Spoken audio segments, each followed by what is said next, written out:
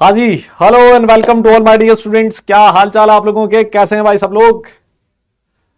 उम्मीद है आप सब लोग बहुत बढ़िया होंगे। एक बार फिर से मैं आप सब लोगों का वेलकम करता हूं लक्ष्य जेई 2026 बैच में। एक बहुत धांसू चैप्टर हम लोग पढ़ रहे हैं, नाम है कोऑर्डिनेशन कंपाउंड्स, और आज इसका लेक्चर नंबर 9 करने वाले हैं। A very good evening to all of you. नमस्कार आप सारे बालक बालिकाओं को, की हाल चाल है? कैसे हो सब लोग? जल्दी बता दो जरा। गुड इवनिंग, नमस्कार नमस्कार नमस्कार आप सब लोगों को। हाँ जी, कैसे हो भैया?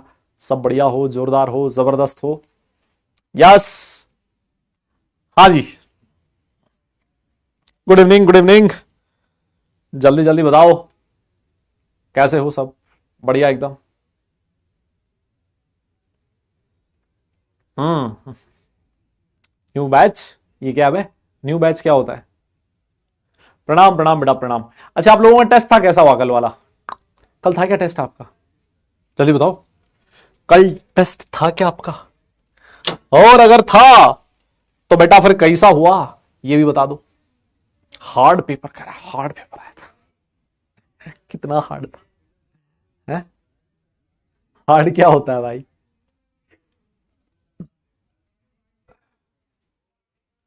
अच्छा, एआईटीएस था क्या तुम्हारा कल? अच्छा, एआईटीएस था कि नॉर्मल बैच वाला टेस्ट था? कौन सा वाला था? तो एआईटीएस में तो इनऑर्गेनिक केमिस्ट्री कुछ आया नहीं होगा अगर एआईटीएस था तो। बेकार हुआ है। ओहो, नॉट गुड। ओहो भाई साहब, ऐसा लग रहा है जैसे दुखती रख पे हाथ रख दिया हो जैसे, है ना, कि कहीं पर कुछ घाव और घाव के ऊपर नमक छिड़क दिया हो, ऐसे ऐसा हो रहा है, ऐसे दिल की मतलब तकलीफें बाहर आ रही। एआईटीएस था?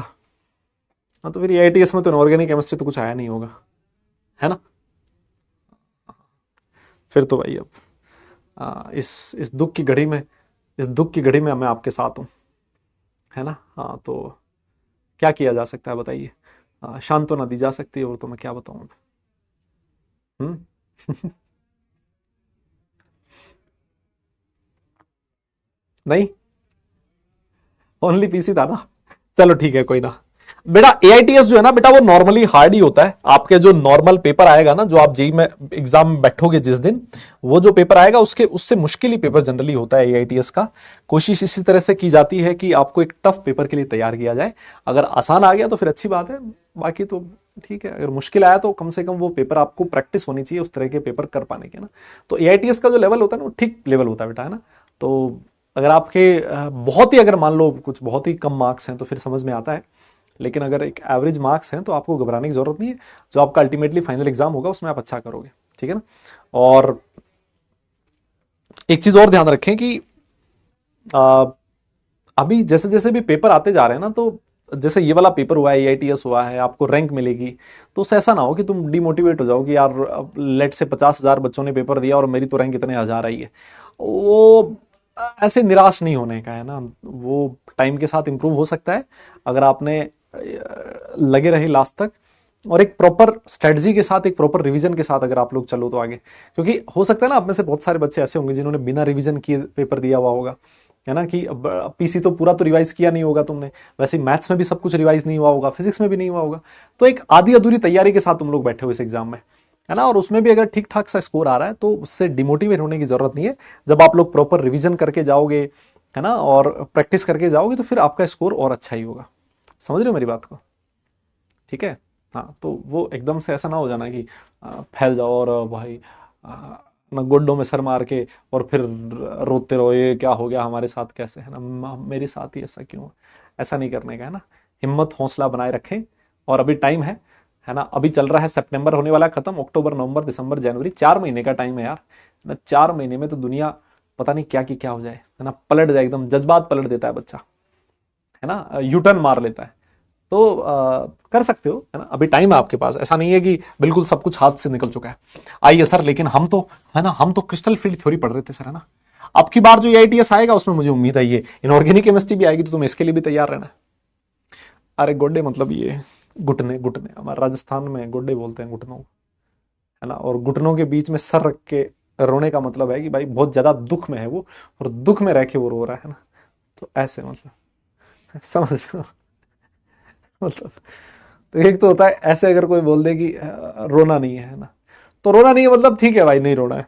लेकिन अगर कोई ऐसे बोले कि घुटनों के बीच में सर रख के नहीं रोना, तो उस बात की इंटेंसिटी बढ़ जाती, कहने का मतलब जो भावार्थ है वो एकदम से इंटेंसिफाई हो जाता है। अच्छा, इसका मतलब कुछ बहुत ज्यादा दुख में है, समझ रहे हो। तो ये ऐसे मान लीजिए कि उसको क्या बोलते हो, ये एडजेक्टिव बोलते हो क्या, कि उसकी भी विशेषता बताने के काम में आ रहा है ना, एडजेक्टिव बोलते हो, क्या बोलते हो उसको, है ना। तो वो चीज है, समझो आप बात को। सर आइए सर, हम लोग ना crystal field theory last class में पढ़ रहे थे, और लास्ट क्लास में कुछ पोस्टुलेट्स थे जो मैंने आप लोगों को लिखने के लिए दिए थे। मुझे ऐसी पूरी उम्मीद है कि आप ये तीनों पोस्टुलेट लिख के आए हो, है ना, आप ये तीनों पोस्टुलेट लिख के आए हो, ऐसी ऐसी मुझे पूरी उम्मीद है ना। एक बार के लिए मैं थोड़ा सा आपको रिवीजन की तरफ ले चलता हूं, है ना, मैं आपको वापस रिवाइज करवा देता हूं कि क्या हमने पढ़ा था, है ना, थोड़ा सा, है ना। एडजेक्टिव बोलते हो क्या उसको, हाँ जो भी बोलते हो यार, अब अंग्रेजी में तो मेरा हाथ काफी तंग था, है ना, मैं तो ठीक है, मतलब आ जाओ। सर सबसे पहली चीज हम लोगों ने ये पढ़ी थी, इसका पोस्टुलेट में ये था कि साहब ये जो हमारा मेटल होता है, और मेटल और लिगेंड के बीच जो अट्रैक्शन है, ये आपका जो थ्योरी है क्रिस्टल फील्ड थ्योरी, ये इन दोनों के बीच जो अट्रैक्शन है उसको किस तरह का मानता है, इलेक्ट्रोस्टैटिक इंटरेक्शन मानता है ना। ये इलेक्ट्रोस्टैटिक इंटरेक्शन के बारे में बात करता है, ये मानता है कि मेटल और लिगेंड के बीच एक electrostatic force of attraction present है, ये कहता है। और इसके अंदर वो ये मानता है कि जो मेटल है उसके ऊपर पार्शियल पॉजिटिव चार्ज है, और जो मेरा लिगेंड होगा उसके ऊपर चार्ज कैसा, पार्शियल नेगेटिव है, ये मान के चलता है। इसके अंदर जो हमारा लिगेंड होता है उसको पॉइंट चार्ज की तरह कंसिडर किया जाता है ना, पॉइंट चार्ज की तरह कंसिडर किया जाता है, यस, पॉइंट चार्ज की तरह कंसिडर किया जाता है कि अगर आपका एनायनिक लिगेंड है तो उसके ऊपर नेगेटिव चार्ज होगा, और नेगेटिव एंड जो होगा वो मेटल के पॉजिटिव एंड की तरफ होगा, तो एक आयनिक इंटरेक्शन प्लस और माइनस के बीच हो जाएगा। और अगर मान लीजिए आपका डाइपोल है, तो डाइपोल का जो नेगेटिव एंड होगा वो मेटल की तरफ होगा, है ना, क्योंकि मेटल का पॉजिटिव इस डाइपोल के नेगेटिव को अपनी तरफ अट्रैक्ट करेगा। ये चीजें हम लोगों ने लास्ट क्लास में पढ़ी थी, यस। उसके बाद मैंने आपको यह भी बताया था, यह भी हम लोगों ने लास्ट क्लास में पढ़ा था, कि जब आपका मेटल फ्री स्टेट में है तो उसके जो पांचों डी ऑर्बिटल्स हैं उनकी एनर्जी सेम होती है। जब लिगेंड मेटल की तरफ बॉन्ड बनाने के लिए आगे बढ़ता है तो लिगेंड इलेक्ट्रॉन लेके आ रहा है, और मेटल के जो ऑर्बिटल्स हैं उनमें भी इलेक्ट्रॉन है, तो इन इलेक्ट्रॉन के बीच में होता है रिपल्शन, और रिपल्शन की वजह से ये जो पांचों डी ऑर्बिटल्स हैं इनकी एनर्जी बढ़ती है। क्योंकि लिगेंड अभी काफी दूर है, तो लिगेंड का जो इफेक्ट होगा पांचों डी ऑर्बिटल पे वो सेम तरह का होगा, मतलब सबकी एनर्जी एक साथ बढ़ेगी। ऐसे लिगेंड का जो इफेक्ट होता है that is known as symmetrical ligand field. अब लेकिन लिगेंड अगर काफी नजदीक आ जाए मेटल के, तो अब आपका जो लिगेंड होगा वो मेटल के कुछ ऑर्बिटल्स को ज्यादा रिपेल करेगा और कुछ ऑर्बिटल्स को कम रिपेल करेगा। जिन ऑर्बिटल्स को आपका मेटल ज्यादा रिपेल कर रहा है उनकी एनर्जी बढ़ जाएगी, और जिनको कम रिपेल कर रहा है उनकी एनर्जी कम हो जाएगी। इसका मतलब ये जो मेटल के 5 डी ऑर्बिटल्स हैं इनकी जो एनर्जी है उस एनर्जी में स्प्लिटिंग हो जाती है ना, यस। और यही जो स्प्लिटिंग है that is known as crystal field splitting, और इसी स्प्लिटिंग के नाम पे ये जो थ्योरी है उसका नाम पड़ा क्रिस्टल फील्ड थ्योरी। मेरे हिसाब से जो मैंने लास्ट क्लास में पढ़ाया एक बार के लिए मैं उसको समराइज कर पाया, ठीक है। अब मुझे क्या पढ़ाना है, मुझे ये पढ़ाना है कि ऑक्टाहेड्रल कॉम्प्लेक्सेस में ये क्रिस्टल फील्ड स्प्लिटिंग कैसे होती है, कौन से ऑर्बिटल की एनर्जी बढ़ेगी, कौन से की कम होगी, और टेट्राहेड्रल में कौन से ऑर्बिटल की एनर्जी बढ़ेगी, कौन से की कम होगी, और स्क्वायर प्लेनर में कौन से ऑर्बिटल की बढ़ेगी, कौन से ऑर्बिटल की कम होगी। मेरी बात समझ रहे हो, ये हमें पढ़ना है। तो आपको हेडिंग लिखनी है, यस, आपको हेडिंग लिखनी है क्रिस्टल फील्ड स्प्लिटिंग इन ऑक्टाहेड्रल कॉम्प्लेक्सेस, है ना। आप लोग हेडिंग लिखिए क्रिस्टल फील्ड स्प्लिटिंग। बहुत इंटरेस्टिंग टॉपिक है आज वाला, मजा आएगा देखना आपको, है ना, बहुत जबरदस्त टॉपिक है क्रिस्टल फील्ड स्प्लिटिंग इन ऑक्टाहेड्रल कॉम्प्लेक्सेस। और ये जो सीएफटी है बेटा बहुत इंपॉर्टेंट टॉपिक है ना, बहुत इंपॉर्टेंट टॉपिक है, मैं आपको बता रहा हूं। यहां से बढ़िया बढ़िया क्वेश्चंस पूछे जाते हैं, और हम लोग ऐसे ऐसे ट्रिक सीखेंगे, ऐसे ऐसे कॉन्सेप्ट सीखेंगे जिनको पढ़ के आपको एकदम मजा आएगा। लेकिन उसके लिए मैं फिर कहूंगा आपको बस बने रहना है, चुपचाप पढ़ाई करनी है ना, तभी आपको समझ में आएगी कहानी, ठीक है दादा। आ जाओ, देखिए जैसे मान लेते हैं यही वाली मैं बात करूंगा वापस से, यस। देखिए जनाब, ये मेटल के 5 डी ऑर्बिटल्स थे, आओ सर आओ बना दो सर, ये मेटल के 5 डी ऑर्बिटल्स थे, ये रहे सर 5 डी ऑर्बिटल्स, है ना। और सर इनकी जो एनर्जी थी वो सेम थी सर, है ना। ये तब थे जब मेटल कौन सी स्टेट में था, फ्री स्टेट में था, है ना। और इधर जो है इनकी एनर्जी बढ़ रही है सर, है ना, इधर एनर्जी बढ़ रही है। अब लिगेंड ने इनकी तरफ चलना स्टार्ट किया तो इसके जो 5 डी ऑर्बिटल्स है सर इनकी एनर्जी बढ़ेगी ना सर, 5 डी ऑर्बिटल्स की एनर्जी बढ़ के इतनी होगी सर, ये लीजिए सर, ये जो पांचों डी ऑर्बिटल्स है सर, इनकी एनर्जी बढ़ गई। और ये कब है? जब इनका लिगेंड का इफेक्ट कैसा है? सिमेट्रिकल है ना। मैं इसको नाम दूंगा सिमेट्रिकल लिगेंड फील्ड, है ना। मैंने क्या नाम दे दिया इसको? सिमेट्रिकल लिगेंड फील्ड बोल दिया। Yes, symmetrical ligand field. अब तो मुझे एक बात बताओ बेटा, मुन्ना दादा, सुनना मेरी बात। ये है इन पांचों डी ऑर्बिटल्स की energy, this is your average energy. तुम मुझे एक चीज बताओ, जो ऑक्टाहेड्रल कॉम्प्लेक्स होता है उसकी शक्ल दिखने में होती कैसी है? सर देखिए, ऑक्टाहेड्रल कुछ ऐसा होता है, ये है हमारा मेटल, है ना। ऑक्टाहेड्रल सर ऐसा होता है ना, मतलब ये मेटल है सर। चार लिगेंड जो होते हैं ना, वो मेटल के साथ सेम प्लेन में प्रेजेंट होते हैं। ये सर चारों लिगेंड जो है ना सर, ये एक ही प्लेन में प्रेजेंट है सर, है ना। ऐसा हो गया। और इनके बीच जो एंगल होता है सर, वो 90 डिग्री का होता है सर। एक लिगेंड जो होता है ना सर, वो इससे ऊपर से आ रहा होता है और एक प्लेन से नीचे की तरफ आ रहा होता है सर। ये कुछ ऐसा है, अगर मैं आपको दिखा पाऊं, है ना। अभी आप लोग बोलोगे सर अपना फोन दिखा रहे हैं, है ना। अगर मैं आपको ये दिखा पाऊं एक बार के लिए, सोचिए।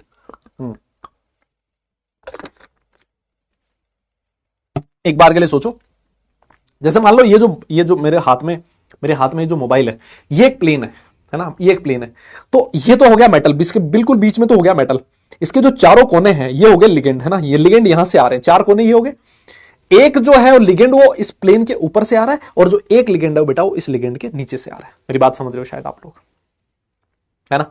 ऐसे तो इसका मतलब सोचो, है ना, इसका मतलब ये सोचो, अगर मैं इस डायरेक्शन को z डायरेक्शन बोल देता हूं, क्योंकि ये सारा का सारा एक दूसरे से 90 डिग्री पे होगा। ये अगर z एक्सिस है तो ये वाली कौन सी एक्सिस है? इसको मैं x एक्सिस बोल देता हूं, तो इसको कौन सी बोलूंगा? y बोलूंगा। मतलब मेरा जो लिगेंड है वो कहां से आ रहा है? अगर ये प्लस x है तो ये माइनस x हो गया, अगर ये प्लस y है तो ये माइनस y हो गया, और अगर ये प्लस z है तो ये माइनस z हो गया। मतलब जब मैं ऑक्टाहेड्रल ज्योमेट्री की बात करता हूं, तो सर ऑक्टाहेड्रल जो कॉम्प्लेक्स है, उसमें जो लिगेंड है वो कहां से अप्रोच कर रहा है? Ligand approaching. लिगेंड जो है सर, वो कौन कौन सी डायरेक्शन से अप्रोच कर रहा है? सर वो अप्रोच कर रहा है plus x minus x, plus y minus y, plus z minus z, है ना। सर आपका जो लिगेंड है वो कहां से आ रहा है? सर आपका लिगेंड आ रहा है अलोंग द एक्सिस। मैं ऐसे कह सकता हूं क्या? सर लिगेंड कहां से आ रहा है? अलोंग द एक्सिस आ रहा है। तुम मुझे एक बात बताओ, तो ये जो लिगेंड है ये कौन से ऑर्बिटल्स को ज्यादा रिपेल करेगा? सर ये उन ऑर्बिटल्स को ज्यादा रिपेल करेगा जिनके लोब्स एक्सिस के ऊपर प्रेजेंट है, जिनमें इलेक्ट्रॉन मिलने की प्रोबेबिलिटी एक्सिस पे है। जैसे आपका dx स्क्वायर वाई स्क्वायर है। सोचो सर, ये मेरा dx स्क्वायर वाई स्क्वायर है, ये मेरी x और y एक्सिस है, ये मेटल का dx square y square orbital है, और मेरा जो लिगेंड है वो भी x और y डायरेक्शन से आ रहा। तो मुझे एक बात बताओ सर, यहां तो मजा आ जाएगा सर। लिगेंड भी इधर से आ रहा है, ऑर्बिटल्स भी इसी तरफ हैं, और जैसे एक dz स्क्वायर होता था उसमें भी इलेक्ट्रॉन z एक्सिस पे प्रेजेंट होते थे। सर ये जो आपके लिगेंड्स हैं सर, ये उन ऑर्बिटल्स को ज्यादा रिपेल करेंगे जो इसकी डायरेक्शन में आ रहे हो। और इसकी डायरेक्शन में कौन से ऑर्बिटल्स आते हैं? Axial orbital. तो मुझे एक बात बताओ, अगर एक्सियल पे रिपल्शन ज्यादा लगेगा बेटा, तो क्या एक्सियल वालों की जो एनर्जी है वो ज्यादा हो जाएगी क्या? और जो नॉन एक्सियल वालों की एनर्जी है वो कम होगी क्या? तो मुझे जल्दी से बताओ, बोलिए। तो सर ये जो एक्सियल ऑर्बिटल्स हैं d x square y square और डी वाई स्क्वायर, सर इनकी एनर्जी तो बढ़ जाएगी, क्योंकि ये रिपल्शन ज्यादा फील करेंगे, d x square y square d z square. और सर ये जो तीन ऑर्बिटल्स हैं d x y d y z और डी जेड एक्स, इनकी एनर्जी कम होगी। सर क्या आप इस बात को समझ गए? क्या मेरी बात समझ में आई क्या? मतलब इनके जो ऑर्बिटल्स है सर, जो डी ऑर्बिटल्स है, उनकी एनर्जी में डिफरेंस आ गया और स्प्लिटिंग हो गई, मैं ऐसे बोलूंगा। और इनकी एनर्जी में जो डिफरेंस है that is known as delta o, crystal field splitting energy. Yes, इसको मैं क्या नाम दूंगा? इन दोनों ऑर्बिटल की एनर्जी में जो डिफरेंस है that is known as crystal field splitting energy. Crystal field splitting energy in octahedral complexes, in octahedral complexes, in octahedral complexes. मेरी बात समझ में आई? और ये जो एवरेज एनर्जी है इसको बैरी सेंटर बोला जाता है ना। ये जो एवरेज एनर्जी है पांचों डी ऑर्बिटल्स की, बैरी सेंटर बोला जाता है ना। कई जगह आर वाई लिखा होता है, कई जगह आर आई लिखा होता है, एक ही बात है। यस, हाँ। ये जो बेटा तीन ऑर्बिटल्स हैं इनको T2G ऑर्बिटल्स बोला जाता है, triply degenerate, and these are known as eg orbitals, evenly degenerate, है ना। वैसे एक टर्म होती है जेरार्ड और नॉन जेरार्ड, है ना। ये ऐसे टर्म्स हैं जो बेटा आपके सिलेबस का पार्ट नहीं है ना, तो इस वजह से मैं उस पर नहीं जाना चाह रहा हूं, है ना, मैं उस पर नहीं जाना चाह रहा हूं। मैं आपको बस इतना बताना चाहता हूं, आप लोग ये ध्यान रखें, इन ऑर्बिटल्स को इजी ऑर्बिटल बोलोगे और इन ऑर्बिटल्स को T2G ऑर्बिटल्स बोलोगे। मेरी बात शायद समझ में आ रही है आपको? क्या ये सिर्फ डी ऑर्बिटल्स में होता है? अरे यार ये मुझे बताने की जरूरत है क्या? मुझे बता, कॉम्प्लेक्स कंपाउंड कौन बनाता है? डी ऑर्बिटल्स, जिनके पास वैकेंट डी ऑर्बिटल होता है वही कॉम्प्लेक्स बनाते हैं। ऑब्वियस है डी ऑर्बिटल में होगा ऐसा। यस, इसको नोट कीजिए बेटा, और अगर नोट हो जाए तो डन लिखिए, फिर हम लोग आगे चलते हैं। ये चीज तुम्हें ध्यान रखनी है, ऑक्टाहेड्रल कॉम्प्लेक्सेस में dx square y square z, dx square y square z, dz square की एनर्जी बढ़ेगी और इनकी एनर्जी कम होगी, ये ध्यान रखना है बस। ईजी, इवनली डिजनरेट एंड, हाँ यहां जी जेरार्ड को दिखा रहा है, लेकिन वो नहीं ध्यान रखना है बेटा, वो नहीं पढ़ना आपको ना, आप ऐसे ध्यान रखिए, these are known as evenly degenerate and नीचे वाले ट्रिपली डिजनरेट। 3 है तो ट्रिपली, 2 है तो इवन, है ना, ऑड इवन हम लोग बोलते हैं। यस, डन है क्या? ये तो बहुत आसान है सर, बहुत सिंपल है। ऑक्टाहेड्रल कॉम्प्लेक्सेस के अंदर क्रिस्टल फील्ड स्प्लिटिंग को समझना मुझे लगता है बहुत इजी है ना, सीधी सी बात, एक्सियल ऑर्बिटल्स की एनर्जी बढ़ेगी, नॉन एक्सियल की कम हो जाएगी, है ना, इसमें कुछ बताने की जरूरत नहीं है सर, है ना, कोई 3D मॉडल बताने की जरूरत नहीं, बहुत आराम से चीजें मुझे समझ में आ रही है, ठीक है सर। अब इसके बाद मैं आगे बढ़ता हूं और सर मैं बात करूंगा टेट्राहेड्रल कॉम्प्लेक्स की। यहां पर थोड़ा सा आपको 3D में सोचना पड़ेगा, है ना, आप हेडिंग लिखिए, crystal field splitting, crystal field splitting इन टेट्राहेड्रल कॉम्प्लेक्स। देखो अगर आपने वो पढ़ लिया होता ना, अगर सोचो अगर आपने सॉलिड स्टेट पढ़ लिया होता ना, तो ये समझा पाना मेरे लिए बहुत ही आसान हो जाता, बहुत बहुत आसान हो जाता। लेकिन अगर तुम लोगों ने नहीं पढ़ा है तो ठीक है, मैं समझाने की कोशिश करूंगा, है ना, मैं कोशिश करूंगा। एक्चुअली क्या है ना, इसमें 3D विजुअलाइजेशन बहुत जरूरी है ना, 3D विजुअलाइजेशन बहुत जरूरी है, तो मैं कोशिश करूंगा कि तुम्हें समझ में आए, है ना, और मेरे हिसाब से समझ में आ जाएगा, इतना कोई मुश्किल चीज नहीं है भाई, बहुत सिंपल चीज है। आओ देखो, टेट्राहेड्रल जो कॉम्प्लेक्स होता है ना, वो होता कैसा है, देखिए समझिएगा मेरी बात को। ये मेरा मेटल है और ये 4 लिगेंड है, ये ऐसी टेट्राहेड्रल ज्योमेट्री होती है ना, और कोई भी लिगेंड मेटल लिगेंड, इसके बीच जो बॉन्ड एंगल होता है 109.28 डिग्री का होता है ना, ये सारी दुनिया जानती है। कुछ जगह पर इसको 109.5 भी लिखा होता है, एक ही बात है, मतलब आपको घबराने की जरूरत बिल्कुल भी नहीं है, ठीक है सर। कोई भी लिगेंड मेटल लिगेंड बॉन्ड कैसा होगा सर, वो होगा 109 डिग्री का, है ना। और अगर मैं ऐसे मिलाऊं ना इनको, देखो टेट्राहेड्रोन बनेगा, ऐसा लग रहा है जैसे टेट्राहेड्रोन जैसी ज्योमेट्री बन रही है ना। अगर ये मेटल और ये लिगेंड, इसको मैं अगर एक क्यूब में दिखाना चाहूं, लिगेंड की पोजीशन और मेटल की पोजीशन अगर मैं क्यूब में दिखाना चाहूं, है ना, अगर मैं उसको क्यूब में दिखाना चाहूं तो कैसे दिखाऊंगा, आइए देखिए मैं दिखाता हूं क्यूब में कैसे दिखाऊंगा, क्यूब के अंदर इनको कैसे दिखाऊं, मैं दिखाता हूं, है ना, आप चिंता ना करें, अभी दिखाते हैं क्यूब के अंदर इनको कैसे दिखाते हैं, मेटल और लिगेंड की पोजीशन को क्यूब में कैसे दिखाएं।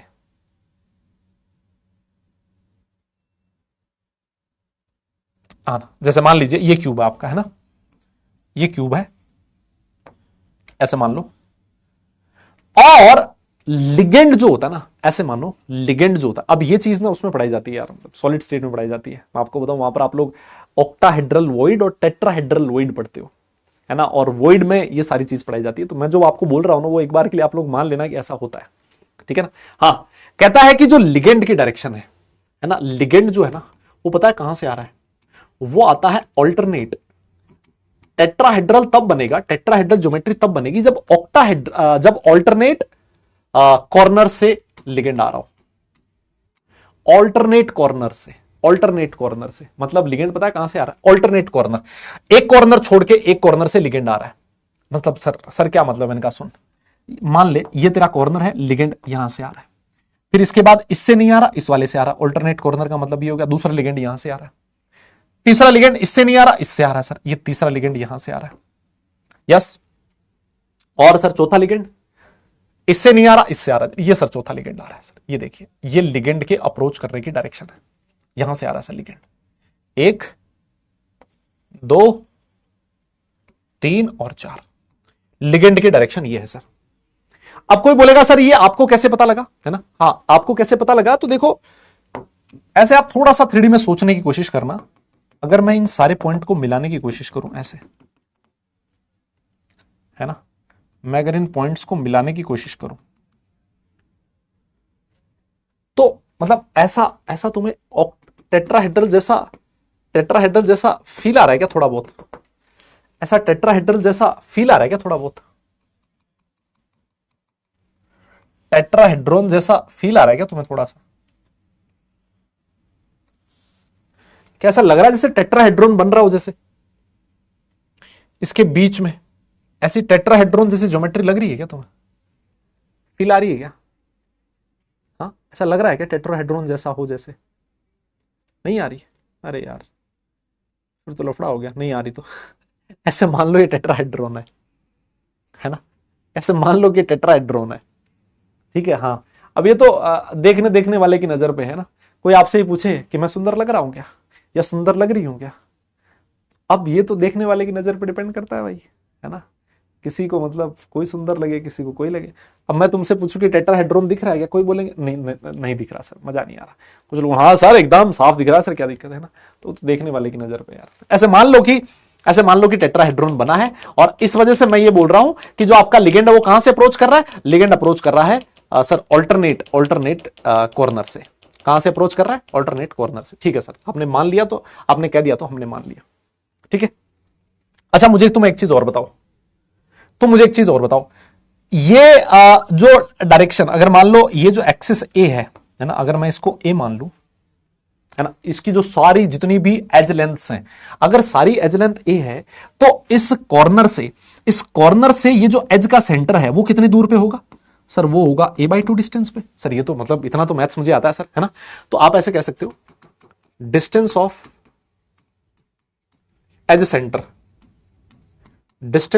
एज सेंटर फ्रॉम कॉर्नर वो कितनी है?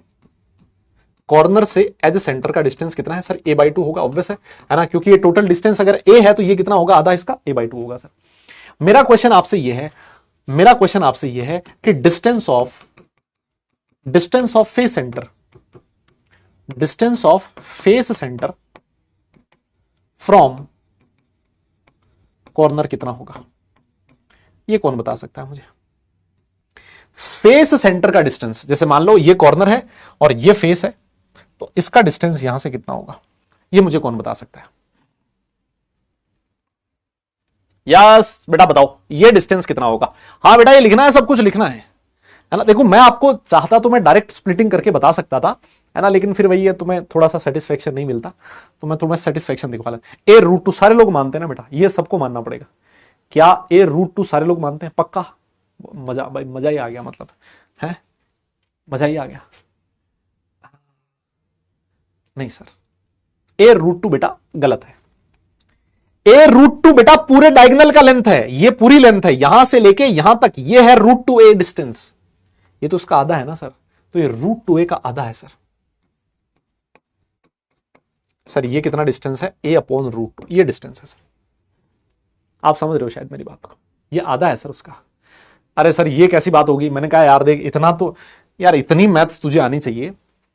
ये वाला और ये वाला, इसके बीच एंगल कितना है? 90 का, ये 90 डिग्री का एंगल है। ये वाली डिस्टेंस ए, ये वाली ए, तो पाइथागोरस लगा दे, a² + a², उसका अंडर रूट यहां से यहां के बराबर होगा। तो ये जो डिस्टेंस आएगी, दो डायगोनल, ये इसको मैं फेस डायगोनल बोलूंगा, ये जो फेस डायगोनल है इसकी लेंथ आएगी √2a, लेकिन ये तो आधे में है ना, तो √2a/2। मेरी बात समझ गए हो शायद आप लोग? √2a/2, yes. तो सर ये डिस्टेंस कितना हो गया? a/√2 आ गया। अब मुझे तुम एक बात बताओ, कॉर्नर से कौन नजदीक है? जल्दी बताओ, कॉर्नर से कौन नजदीक है? फेस सेंटर या फिर आपका एज सेंटर, कौन नजदीक है? जल्दी बताओ। अच्छा वही बोले थे क्या तुम? मुझे लगा √2a बोला तुमने। हाँ, a/√2 तो सही है। हाँ, मुझे एक बात बताओ, कॉर्नर से कौन नजदीक है? सर कॉर्नर से आपका फेस सेंटर नजदीक है या फिर एज सेंटर नजदीक है? सर देखो ना, एक है a/2, एक है a/√2। सर ये वाली जो डिस्टेंस है, ये डिस्टेंस कम है और ये वाली डिस्टेंस ज्यादा है सर, क्योंकि √2a 1.414 होता है। तो सर कौन नजदीक है? सर अब की बार एज सेंटर नजदीक है सर। नजदीक कौन है? Edge centre. कोई बोल रहा है फेस सेंटर, कॉर्नर से फेस सेंटर नजदीक है।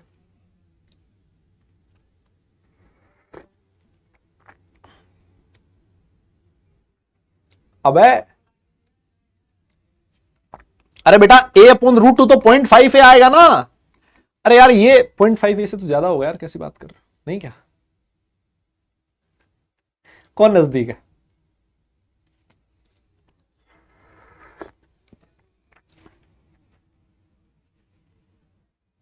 नजदीक कौन है? ये वाला नजदीक है कि नजदीक है? कौन सी वैल्यू छोटी है? अरे सर ये 0.5 है यार, ये √2 तो 1.414 उससे भी बड़ा है सर। हाँ भाई, इसमें भी अब मैं तुम्हें समझाऊं क्या? अरे सर ये नजदीक है आपका एज सेंटर। सर क्या बात कर रहे हो सर, एज सेंटर नजदीक नहीं है क्या?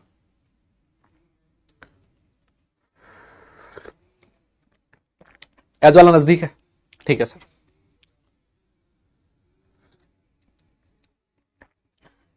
ठीक है सर, बहुत बढ़िया। अब तो मुझे एक बात बताओ, लास्ट क्लास में जाते जाते मैंने तुम्हें बताया था कि एक क्यूब के अंदर जो एक्सियल ऑर्बिटल्स होते हैं वो कहां पर प्रेजेंट होते हैं? Along the face centres. बोलो। और जो नॉन एक्सियल ऑर्बिटल्स होते हैं वो कहां प्रेजेंट होते हैं? Along the edge centres. Along the edge centres यही होते हैं। और एक बात बताइए, और एक बात बताइए, आपका जो लिगेंड है उससे कौन सा ऑर्बिटल नजदीक है? सर लिगेंड से नॉन एक्सियल ऑर्बिटल्स नजदीक हैं। और अगर लिगेंड से नॉन एक्सियल ऑर्बिटल्स नजदीक हैं तो बेटा जी रिपल्शन किस पे ज्यादा लगेगा? सर रिपल्शन ज्यादा लगेगा नॉन एक्सियल ऑर्बिटल से। लिगेंड किसको ज्यादा रिपेल करेगा? जिससे दूरियां कम होगी। कम दूरियां होगी तो रिपल्शन ज्यादा होगा, और अगर दूरी ज्यादा होगी तो रिपल्शन कम होगा। बोलो। अरे सर इसमें तो उल्टा हो गया सर, जज्बात पलट गया सर। अब की बार लिगेंड नॉन एक्सियल ऑर्बिटल्स को रिपेल कर रहा है, पिछली बार लिगेंड एक्सियल ऑर्बिटल्स को ज्यादा रिपेल कर रहा था। मेरी बात समझ गए क्या? जरा बोलना पड़ेगा। यस। क्या मेरी बात समझ में आई? इसको बनाओ, एक बार नोट करो, है ना, इसको नोट करो और डन लिखो। फिर मैं ये वाला जो डायग्राम है, सेम डायग्राम बनेगा, क्या दिक्कत है? जो इसमें डायग्राम बनाया था ऐसा ही बनेगा, बस इसमें उल्टा हो जाएगा। dxy yz ऊपर चले जाएंगे और ये नीचे आ जाएंगे। बहुत बढ़िया, ये नोट करो, देखिए फटाफट, है ना, नोट कर लो, बस नोट कर लो। समझ गए तुम लोग, मुझे पता है समझ गए। नोट कर लो, नोट कर लो।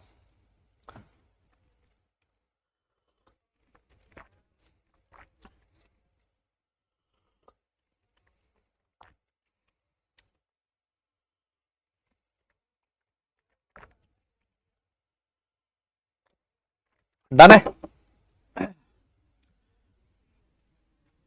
बहुत बढ़िया सर। जस्ट इसका ऑपोजिट हो जाएगा। आ जाइए, फटाफट बना लेते हैं भाई, बिना किसी देरी के ना, बिना कोई टाइम वेस्ट किए, बिना कोई टाइम वेस्ट किए फटाफट बना लेते हैं। सर देखो 5 यहां बना दो, फिर उसके बाद 5 को यहां बना दो, थोड़ी सी एनर्जी बढ़ा के, है ना, और फिर सर उसके बाद इनकी एनर्जी में स्प्लिटिंग कर दो। तो अब की बार 3 ऊपर और सर 2 नीचे, है ना। ये लो सर, बस मामला सेट है सर, खत्म हो गया है। अब मजा आ गया सर, बहुत बढ़िया। सर ये रहे हमारे 5 ऑर्बिटल।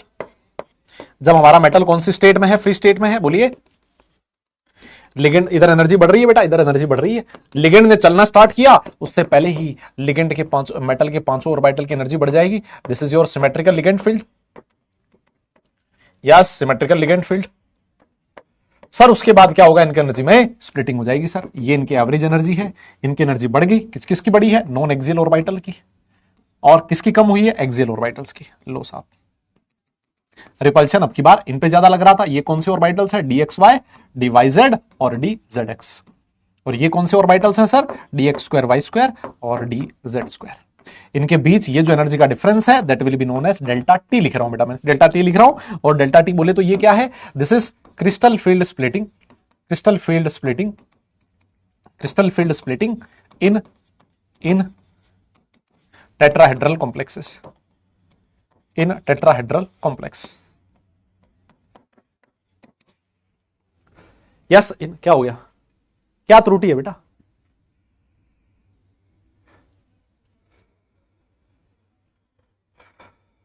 अरे भाई अब क्या त्रुटि हो गई है? अरे हाँ नीचे, ओहो, 2 ही होगा बेटा, 2 ही होगा।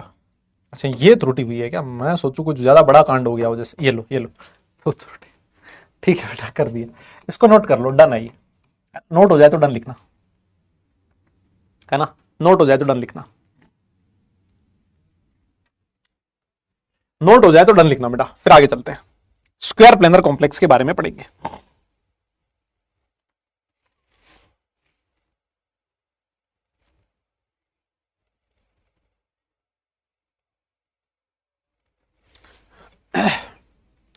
अच्छा, अब ना इस चीज को ना एक और तरीके से समझाया जा सकता है। देखो, मैंने ये डिस्टेंस की टर्म्स में समझाया, मैं डिस्टेंस की टर्म्स में समझाया तुम्हें कि कौन सा किसके नजदीक है, क्या है। एक बार ना घर पे सोच के आना, है ना, ये होमवर्क में दे रहा हूं, एक बार ना घर पे सोच के आना, घर पे सोच के आना, सोचो ये हमारा मेटल है, ये लिगेंड है, और ये मेरा नॉन एक्सियल ऑर्बिटल है, ठीक है। ये वाला एंगल थीटा कितना है, और ये मेरा मेटल, ये मेरा लिगेंड, और ये मेरा एक्सियल ऑर्बिटल, एक्सियल, है ना। 3D में सोचना घर बैठ के आराम से, है ना, घर बैठ के आराम से रूम का एग्जांपल लेते हुए सोचना ये वाला एंगल कितना है। मतलब लिगेंड का नॉन एक्सियल ऑर्बिटल के साथ एंगल कितना बन रहा है, और लिगेंड का एक्सियल ऑर्बिटल के साथ लिगेंड कितना बन रहा है। ये आराम से घर पे बैठना, है ना, घर पे आपका जो रूम है ना, जो रूम है, उस रूम के जो कॉर्नर्स हैं, उन सारे कॉर्नर्स को मान लेना, आपके कॉर्नर्स मान लेना, है ना, जो जो भी आपको दिखाई दे रहा है, और बीच में, उस रूम के बीच में बिठा देना मेटल को, है ना, मेटल को। अब जो आपके एक्सियल ऑर्बिटल्स है वो अलोंग द फेस सेंटर से, नॉन एक्सियल ऑर्बिटल्स आपके अलोंग द एज सेंटर से। थोड़ा सा 3D में सोचने की कोशिश करना, एकांत में सोचने की कोशिश करना, मजा आएगा, कॉन्सेप्ट भी सीखोगे। नेक्स्ट क्लास में आके मुझे बताना, है ना, कि एंगल कितना आ रहा है, और फिर उसके बाद मैं यहाँ इस चीज को एक और तरीके से भी एक्सप्लेन कर दूंगा ना। लेकिन 45 और 90 मार दूंगा मैं थप्पड़, एक बार कुछ सोचोगे भी तो सही ना। हाँ, ऐसे कुछ भी बोल दोगे, मतलब इतना आसान होता तो साला मैं तुमसे पूछता क्या ये है, फिर तो मैं खुद ही बता देता यहाँ और खत्म करता। ये है थोड़ा सोचने की है, इसलिए आराम से घर पे सोचना इसको। अब आ जाओ आप नेक्स्ट। सर ये जो स्प्लिटिंग है ये स्क्वायर प्लेनर कॉम्प्लेक्स में कैसे होती है sir? Crystal field splitting in square planar complex, in square planar complex. आइए हेडिंग लिख लिया आप लोग, है ना, हेडिंग लिखिए आप लोग ये वाली, crystal field splitting in square planar complexes. ठीक है, बहुत बढ़िया सर, बहुत बढ़िया, वेरी गुड।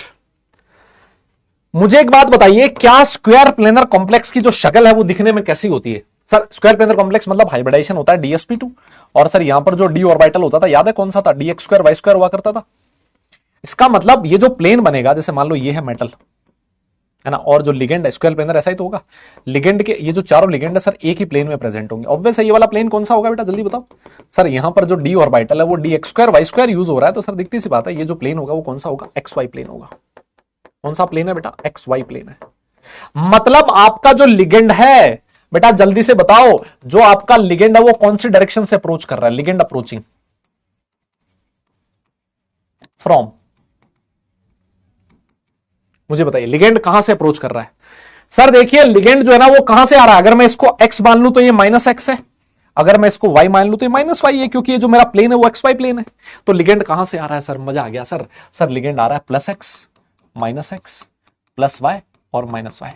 मुझे एक बात बताइए, अगर लिगेंड की डायरेक्शन x और y एक्सिस है, अगर लिगेंड का डायरेक्शन x और y एक्सिस है, तो ये जो लिगेंड होगा वो कौन से ऑर्बिटल को सबसे ज्यादा रिपेल करेगा? जल्दी बताओ,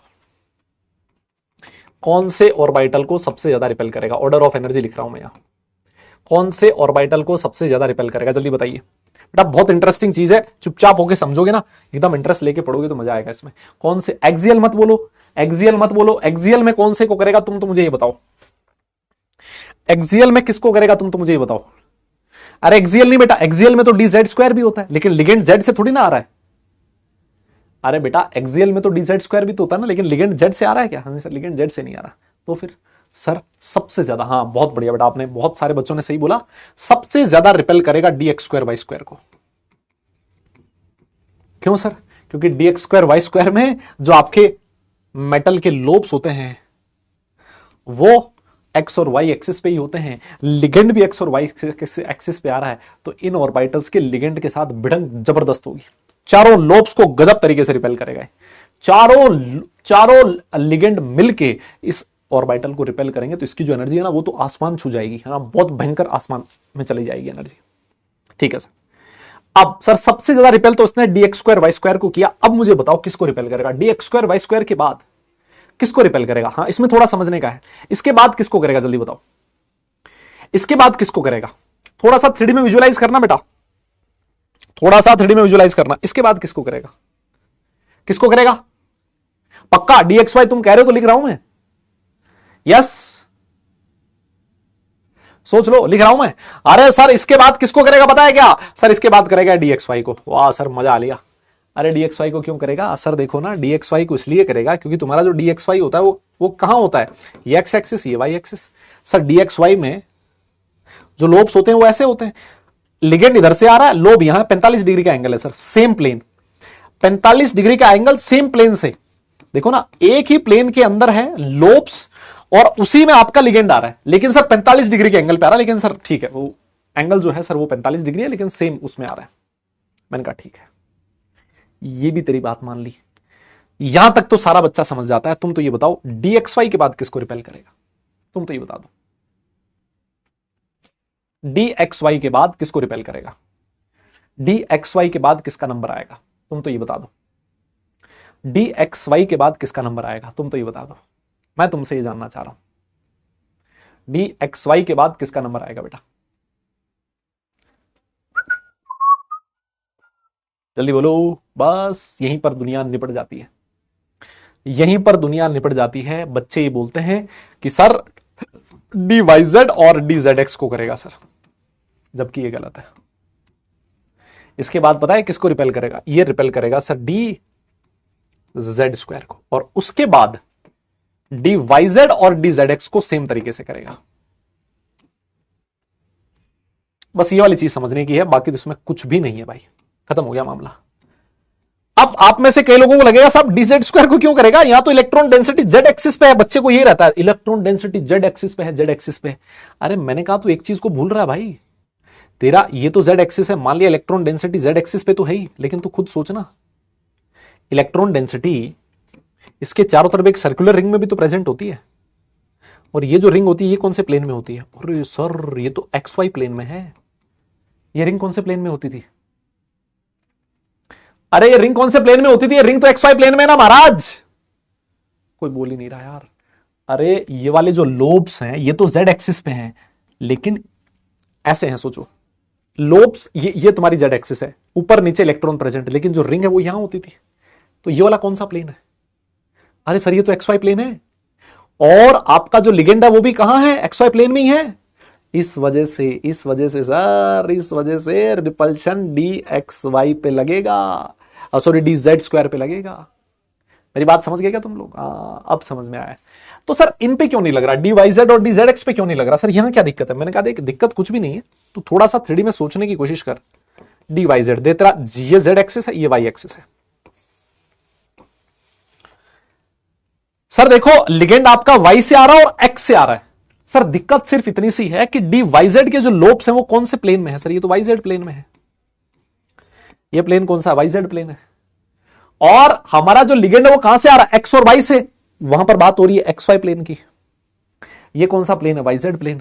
एंगल 45 डिग्री है मान लो, लेकिन सर प्लेन डिफरेंट हो गया ना। तुम समझ ही नहीं रहे हो मेरी बात को। अरे भैया ये जो लिगेंड्स है वो कहां से आ रहे हैं? एक्स और वाई एक्सिस से आ रहे हैं। मतलब लिगेंड्स कहां है? एक्स वाई प्लेन में। यस, और ये जो डी वाई जेड प्लेन है इसके लोब्स कहां है? सर ये वाई जेड प्लेन में। तो दो प्लेन एक दूसरे के परपेंडिकुलर हो गए ना बेटा। यस, वैसे ही जो डी जेड एक्स है उसमें भी जो लोब्स है कौन से प्लेन में? एक्स जेड प्लेन में है। और लिगेंड कहां से आ रहा है? एक्स वाई प्लेन से। वो भी परपेंडिकुलर हो गए, 90 डिग्री के एंगल पे हो गए। मेरी बात समझ चुके हो शायद भाई। जिसको थोड़ी बहुत मैथ्स आती है ना, ये केमिस्ट्री है ही नहीं। मैं बता रहा हूं ये केमिस्ट्री है ही नहीं, ये मैथ्स है। जिसको थोड़ी बहुत ज्योमेट्री आती है, जिसको ये पता है कि एक्स वाई प्लेन और वाई जेड प्लेन एक दूसरे के परपेंडिकुलर है, वो कर लेगा, खत्म। ये बहुत सिंपल चीज है यार। अरे कोई बोल ही नहीं रहा दादा, समझ में आ रहा है क्या? यस यार दादा, हाँ ना बोलो ना। समझ गए क्या? पक्का क्या? सर डी जेड स्क्वायर के अंदर ये जो आपकी रिंग है सर, ये एक्स वाई प्लेन में प्रेजेंट है सर, एक्स वाई प्लेन में प्रेजेंट है। और जो हमारे लिगेंड है वो भी एक्स और वाई एक्सिस से ही आ रहे हैं, तो ऑब्वियस सर यहां रिपल्शन ज्यादा होगा। सर ये जो डी वाई जेड है इसमें electron density y z plane में प्रेजेंट है और हमारे लिगेंड एक्स और वाई एक्सिस से आ रहे हैं, तो सर इसके कंपैरिजन में रिपल्शन कम होगा, कॉमन सेंस है सर, क्योंकि यहां एंगल जो लिगेंड का जो प्लेन है और जहां इलेक्ट्रॉन डेंसिटी ऑर्बिटल वाली वो एक दूसरे से 90 डिग्री के एंगल पे है, तो सर डिस्टेंस बढ़ गई और डिस्टेंस बढ़ गई इस वजह से रिपल्शन कम हो गया। सर मेरी बात समझ रहे हो?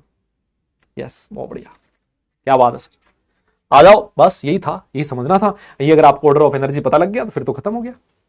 आ जाइए, यहां लिखिए आप लोग, यहां लिखिए आपका फ्री फ्री, ये वाले फ्री वाले हैं और इसके बाद ये सिमेट्रिकल वाले हैं और इसके बाद आइए आप, यहां जाके थोड़ा सा लफड़ा होगा।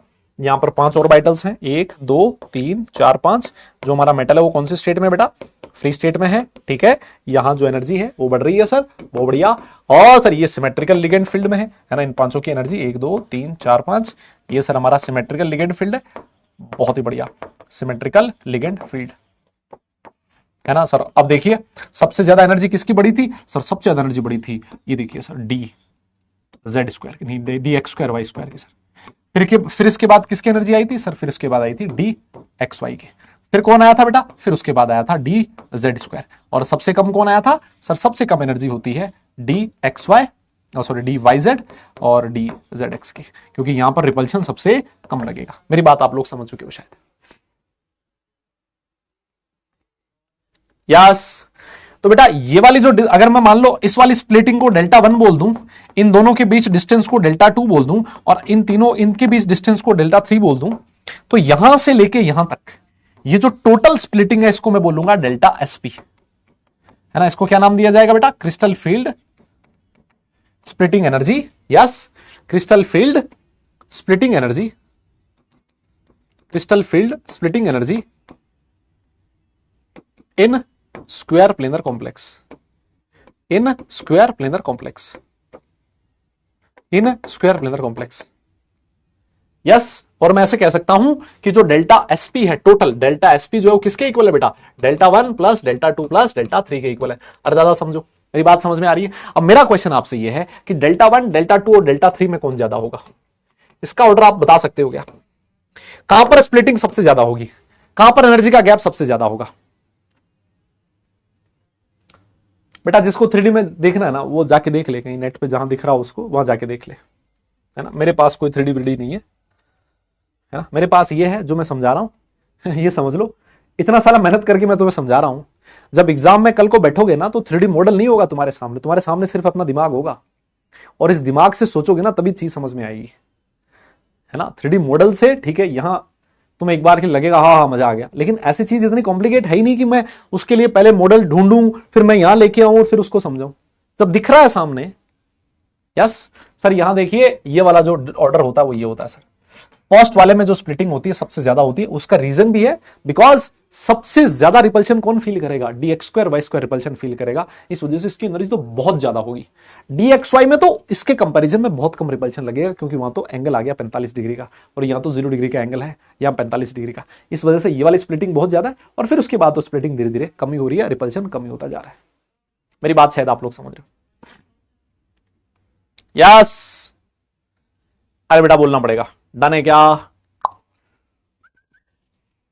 पक्का?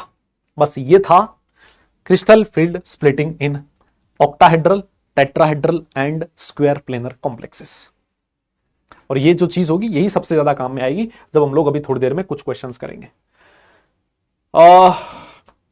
ये तो मैंने करवा दिया तीनों। अब आ जाओ आप रिलेशन के बारे में बात कर लेते हैं। बेटा ये जो रिलेशन होती है स्प्लिटिंग एनर्जीज के बीच, ये इंपॉर्टेंट है, इतना इंपॉर्टेंट नहीं लेकिन ठीक है इंपॉर्टेंट है। मुझे एक बात बताओ, क्या लगता है तुम्हें टेट्राहेड्रल और ऑक्टाहेड्रल में से कहां पर क्रिस्टल फील्ड स्प्लिटिंग एनर्जी ज्यादा रही होगी? कहां पर स्प्लिटिंग ज्यादा हुई होगी? क्या लगता है तुम्हें? बेटा 5 के लिए नहीं पढ़ना, हमारे सिलेबस में सिर्फ कोऑर्डिनेशन नंबर 3 और कोऑर्डिनेशन नंबर 4 और कोऑर्डिनेशन नंबर 6 के बारे में पढ़ना है ना, सबके लिए नहीं पढ़ना है। कोऑर्डिनेशन नंबर 7 भी होता है, 5 भी होता है, फिर 3 भी होता है, फिर 2 भी होता है ना, तो ये हम लोग नहीं पढ़ पाएंगे, इतना हमारे सिलेबस का पार्ट नहीं है ना। हाँ, तो मेरा आपसे क्वेश्चन ये है, आपको क्या लगता है कौन से कॉम्प्लेक्सेस में स्प्लिटिंग ज्यादा होगी, ऑक्टाहेड्रल में कि टेट्राहेड्रल में? आपका दिल क्या कहता है? अरे सर, अरे सर, टेट्राहेड्रल वाले तो नीरे, मतलब मैं क्या बताऊं।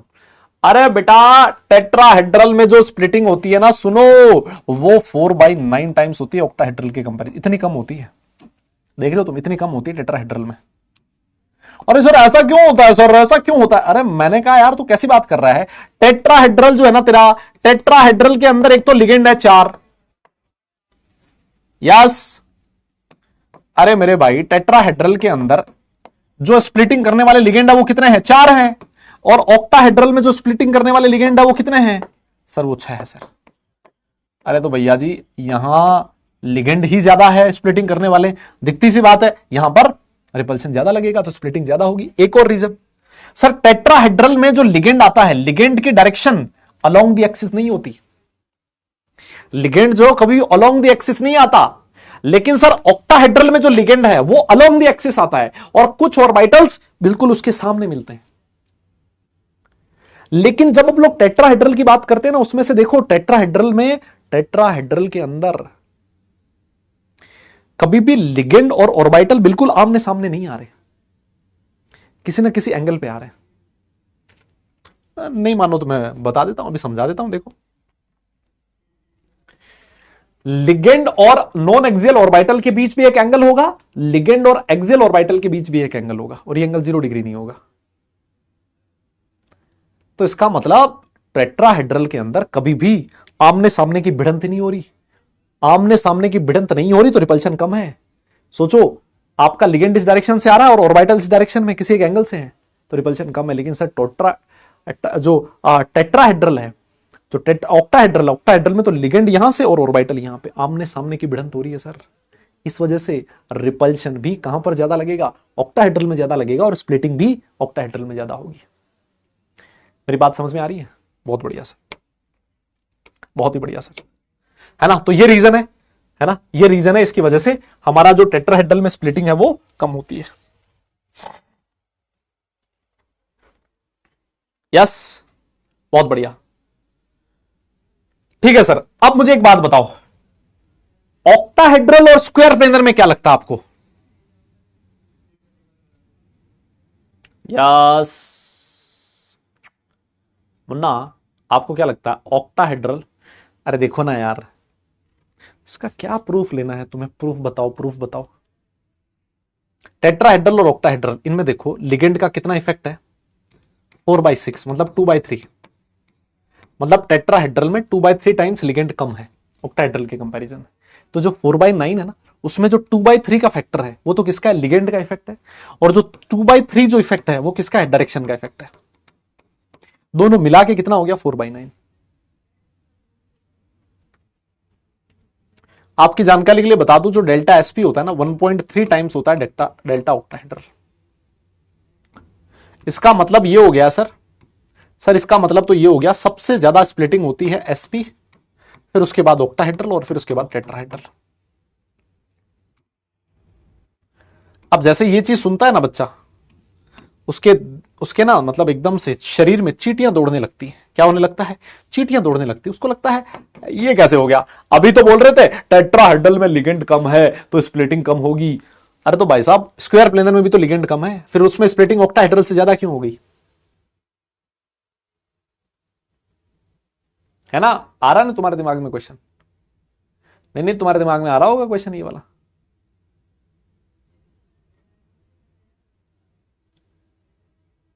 आ रहा है कि नहीं आ रहा?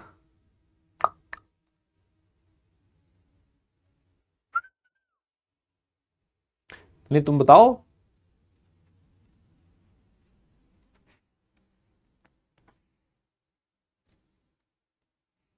मैं बताता हूं, आओ आओ। उसका रीजन है ये वाला, उसका रीजन ये वाला, x² y²। सर यहां दिक्कत पता है क्या हो रही है? ये जो dx² y² है ना सर, ये पगला गया सर बेचारा। क्यों? एक ऑर्बिटल है जिसके 4 लोब्स हैं, और इसको रिपेल 4 लिगेंड मिलके कर रहे हैं। सर 4 लिगेंड एक ही ऑर्बिटल के लोब्स के लोग आ चुके हैं। इस वजह से सर ये जो dx² y² है ना बेचारा, इस पे भयंकर रिपल्शन लग रहा है। तो वही बात हो गई, एक बंदे को मिलके 4 कूट रहे हैं। दे थप्पड़, समझ ही नहीं आ रहा साला किधर से थप्पड़ लग रहा है ना। ये वही बात होगी सर ये बिल्कुल पगला जाएगा। dx स्क्वायर वाई स्क्वायर को समझ ही नहीं आ रहा कि एक लिगेंड है, 4 लोब्स और चारों लिगेंड उस पर लगे पड़े हैं। तो ये क्या करेंगे ना, इस dx स्क्वायर वाई स्क्वायर की एनर्जी बहुत ज्यादा बढ़ा देंगे और इसी वजह से जो टोटल एनर्जी का गैप होगा ना वो इसमें बहुत ज्यादा आ जाएगा। ऐसा कहीं पर भी ऑक्टाहेड्रल में नहीं हो रहा। भले ही इसमें नंबर ऑफ लिगेंड कम है लेकिन भैया असरदार है, नंबर में कम है, क्वालिटी खतरनाक है, क्वांटिटी भले ही कम हो। मेरी बात समझ रहे हो तुम लोग? यार कोई बोल ही नहीं रहा। यस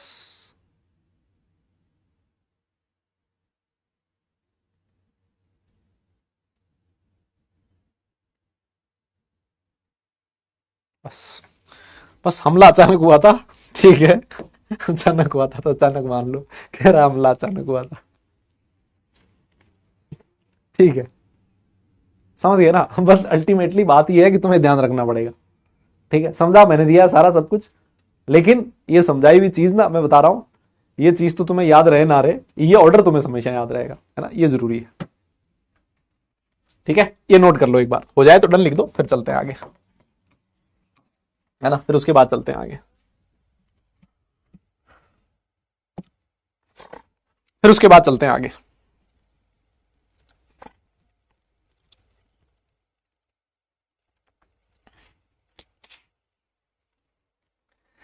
हो गया,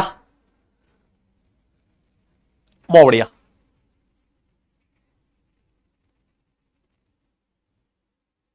बहुत बढ़िया सर, बहुत बढ़िया,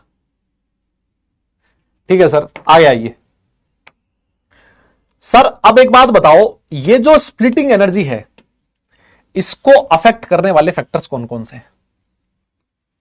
सर क्या कोई ऐसे फैक्टर भी हैं जिससे ये पता लग सके?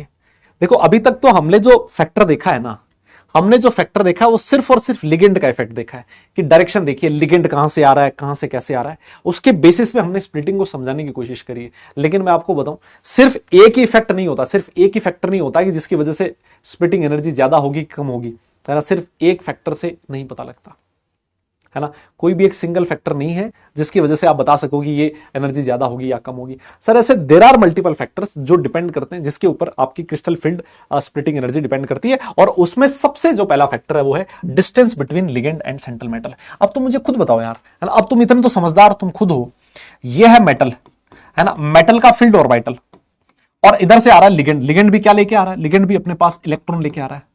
तो मुझे एक बात बता, ये डिस्टेंस मेटल और लिगेंड के बीच जितनी कम होगी, क्या इनमें रिपल्शन उतना ज्यादा होगा? और मेरे भाई अगर रिपल्शन ज्यादा लगेगा मेटल और लिगेंड के बीच, तो सर स्प्लिटिंग बहुत ज्यादा होगी। सर रिपल्शन जितना ज्यादा, एनर्जी उतनी ज्यादा बढ़ेगी, रिपल्शन उतना ज्यादा होगा। क्या मैं सही कह रहा हूं? क्या मैं सही कह रहा हूं? क्या मैं सही कह रहा हूं क्या बेटा?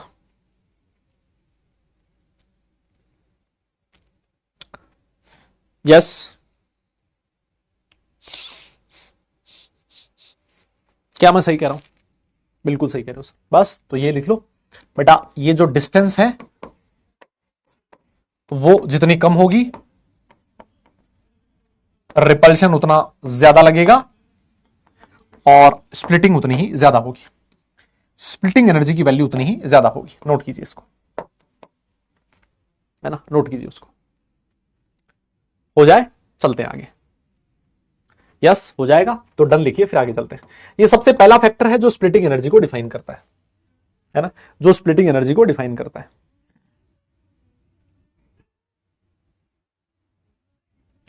यस हो गया मेरे हिसाब से। इसके बाद सर, इसके बाद जो अगला फैक्टर है वो है इफेक्टिव न्यूक्लियर चार्ज। अरे भाई साहब, अरे बेटा ये नाम सुना सुना लग रहा है क्या तुम्हारा? इफेक्टिव न्यूक्लियर चार्ज नाम सुने सुने लग रहे हो या नहीं? बोलो ना, या बहुत दिनों बाद सुना है सर इफेक्टिव न्यूक्लियर चार्ज? नाम सुना है ना इफेक्टिव न्यूक्लियर चार्ज। सारे फैक्टर को कंसिडर करने के बाद, रिपल्शन, अट्रैक्शन, सब कुछ कंसिडर करने के बाद, जो आउटर इलेक्ट्रॉन होता है न्यूक्लियस का, जितना नेट अट्रैक्शन फील करता है, that is known as effective nuclear charge. और इफेक्टिव न्यूक्लियर चार्ज को आप लोग जेड इफेक्टिव बोलते थे, जेड माइनस सिग्मा से आप लोग पढ़ते थे।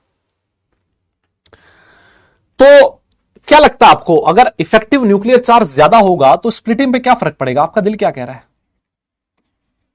अगर इफेक्टिव न्यूक्लियर चार्ज ज्यादा है तो मुझे एक बात बताइए, मैं ऐसे कह सकता हूं कि जो आपका मेटल है, उसका जो न्यूक्लियस है, उसका आउटर मोस्ट जो इलेक्ट्रॉन है उसके ऊपर होल्ड ज्यादा है, मैं ऐसे कह सकता हूं क्या? सर इफेक्टिव न्यूक्लियर चार्ज और किसके साथ बढ़ता है? Sir effective nuclear charge Z के साथ बढ़ता है, जेड के साथ भी बढ़ता है। जेड इफेक्टिव जो होता है वो जेड माइनस सिग्मा होता है।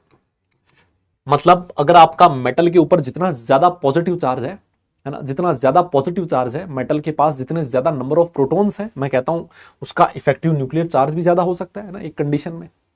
लेफ्ट टू राइट जाने पर हम लोग बोलते हैं इफेक्टिव न्यूक्लियर चार्ज बढ़ता है। तो सर अगर मेटल का इफेक्टिव न्यूक्लियर चार्ज ज्यादा है, इसका मतलब उसकी टेंडेंसी इलेक्ट्रॉन्स को अपनी तरफ अट्रैक्ट करने की ज्यादा है। और अगर वो अट्रैक्शन ज्यादा फील करवाएगा, आउटर मोस्ट इलेक्ट्रॉन, उसके जो इलेक्ट्रॉन्स है उस पर न्यूक्लियस का होल्ड ज्यादा है, न्यूक्लियस जो है उसका नेट अट्रैक्शन वो ज्यादा फील कर पा रहा है, तो क्या लगता है वो मेटल के न्यूक्लियस के ऊपर पॉजिटिव चार्ज ज्यादा है, मैं ऐसे कह सकता हूं नंबर ऑफ प्रोटॉन ज्यादा है, तो क्या लगता है लिगेंड का मेटल तक अप्रोच कर पाना आसान है कि मुश्किल है? लिगेंड का मेटल तक अप्रोच कर पाना आसान है कि मुश्किल है? अरे सर अगर इफेक्टिव न्यूक्लियर चार्ज ज्यादा है, इसका मतलब जो आपका मेटल होगा, वो जो आपका लिगेंड होगा, वो मेटल के ज्यादा नजदीक तक पहुंच पाएगा। क्योंकि जो आपका मेटल है, आपने कहा इफेक्टिव न्यूक्लियर चार्ज ज्यादा, इसका मतलब मैं ऐसे कह सकता हूं उसका जेड ज्यादा। यस, एक बार के लिए आप जेड से कंपेयर करके देखो, अगर आपका जेड ज्यादा मतलब न्यूक्लियस के पास प्रोटॉन ज्यादा, प्रोटॉन ज्यादा है तो जो लिगेंड के इलेक्ट्रॉन्स है उनको अपनी तरफ अट्रैक्ट करने की टेंडेंसी ज्यादा होगी, और जो मेटल होगा, लिगेंड होगा, वो मेटल की तरफ ज्यादा नजदीक पहुंच पाएगा। यस, और अगर आपका लिगेंड मेटल के ज्यादा नजदीक आएगा तो मेटल के जो फील्ड ऑर्बिटल्स हैं उनके साथ उस लिगेंड के फील्ड ऑर्बिटल्स का रिपल्शन ज्यादा लगेगा, और उसकी वजह से जो स्प्लिटिंग होगी वो भी ज्यादा होगी। यस, ठीक है साहब, इसका मतलब ये हो गया अगर इफेक्टिव न्यूक्लियर चार्ज ज्यादा तो सर क्रिस्टल फील्ड स्प्लिटिंग भी ज्यादा होगी। मेटल का जेड इफेक्टिव ज्यादा होने का मतलब सीधी सी बात है, वो लिगेंड को अपनी तरफ ज्यादा बुलाने की कोशिश करेगा। आजा भाई, और जितना मेटल के नजदीक आएगा लिगेंड, मेटल के फील्ड ऑर्बिटल्स और लिगेंड के फील्ड ऑर्बिटल्स के बीच रिपल्शन उतना ही ज्यादा होगा। ठीक है, अब मेरा क्वेश्चन आपसे यह है, जैसे मान लो अगर मैं तुमसे पूछ लूं कि ये लिखा है क्रोमियम 2+ है ना, Cr Mn FeCO Ni, आप 3D सीरीज में लेफ्ट टू राइट जा रहे हो, मुझे एक बात बताइए इफेक्टिव न्यूक्लियर चार्ज पे क्या फर्क पड़ेगा? हाँ जी, इफेक्टिव न्यूक्लियर चार्ज पे क्या फर्क पड़ेगा बेटा, जल्दी बताओ। जब आप 3D सीरीज में लेफ्ट टू राइट जा रहे हो तो इफेक्टिव न्यूक्लियर चार्ज पे क्या फर्क पड़ेगा, क्या लगता है आपको?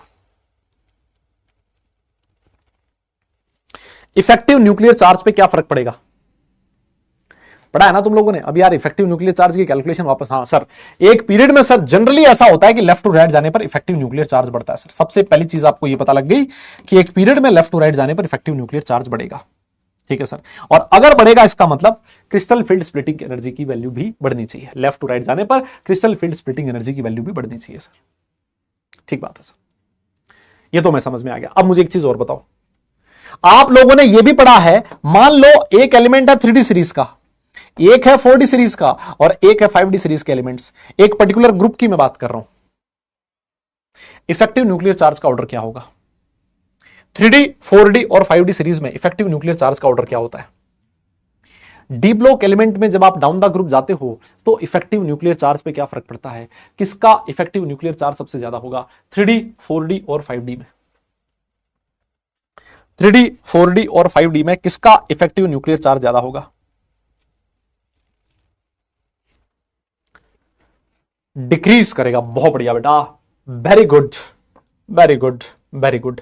जेड इफेक्ट का जो ऑर्डर होता है वो होता है 3D में सबसे कम, फिर उसके बाद 4D और फिर उसके बाद 5D।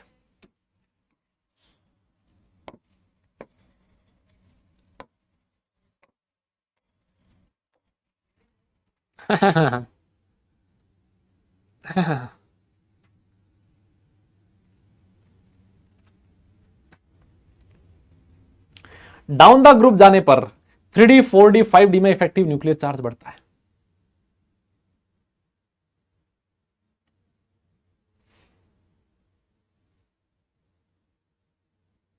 क्योंकि जो अंदर वाले डी इलेक्ट्रॉन्स हैं ये बाहर वाले डी इलेक्ट्रॉन को रिपेल करने से मना कर देते हैं, और अगर अंदर वाले डी और एफ इलेक्ट्रॉन्स का शील्डिंग इफेक्ट बहुत कम है, ये बाहर वाले इलेक्ट्रॉन्स को रिपेल करने से मना कर देंगे, तो जो आउटर इलेक्ट्रॉन उस पर न्यूक्लियस का अट्रैक्शन बढ़ जाएगा, और अगर अट्रैक्शन बढ़ गया इसका मतलब सर इफेक्टिव न्यूक्लियर चार्ज बढ़ गया सर। लेंथेनॉइड कॉन्ट्रैक्शन और ये सारी कहानी तुम लोग वहां पर पढ़ते थे। Yes,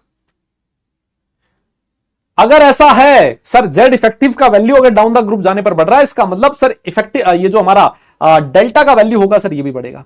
crystal field splitting energy का वैल्यू भी आप इसके डायरेक्टली प्रोपोर्शनल कह सकते हो, है ना, क्योंकि आपने यहां लिख रखा है। एग्जांपल देता हूं भी, हाँ, poor shielding of D and F electrons, उसकी वजह से ऐसा होगा। और ये जो आपकी पीरियोडिक टेबल है ना, डी एंड एफ ब्लॉक में जो मैक्सिमम जो एक्सेप्शंस आते हैं वो पुअर शील्डिंग और डी एंड एफ इलेक्ट्रॉन्स की वजह से आते हैं। सबसे बड़ी दिक्कत यही है ना, डी एंड एफ ब्लॉक जो एलिमेंट्स होते हैं उनमें सबसे बड़ा एक्सेप्शन होने का जो रीजन है वो यही वाला होता है ना, लेंथेनॉइड कॉन्ट्रैक्शन, जिसको आप लोग कहते हो poor shielding of D electrons. हाँ, ये वाला नोट करो बेटा, फिर उसके बाद आगे चलते हैं।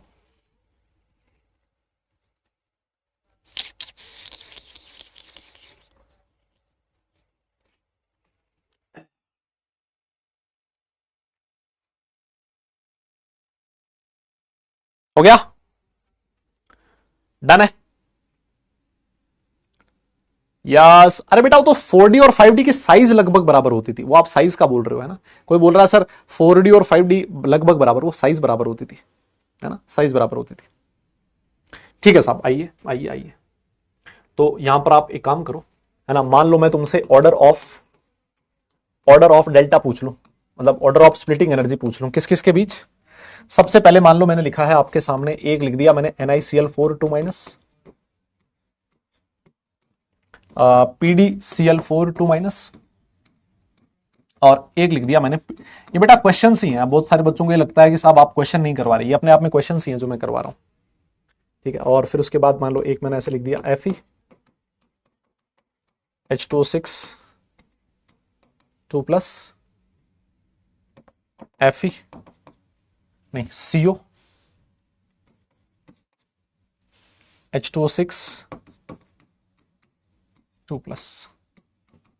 इसमें आपको डेल्टा का ऑर्डर बताना है, जल्दी बताइए, दोनों में बताइए बेटा, दोनों में आपको डेल्टा का ऑर्डर बताना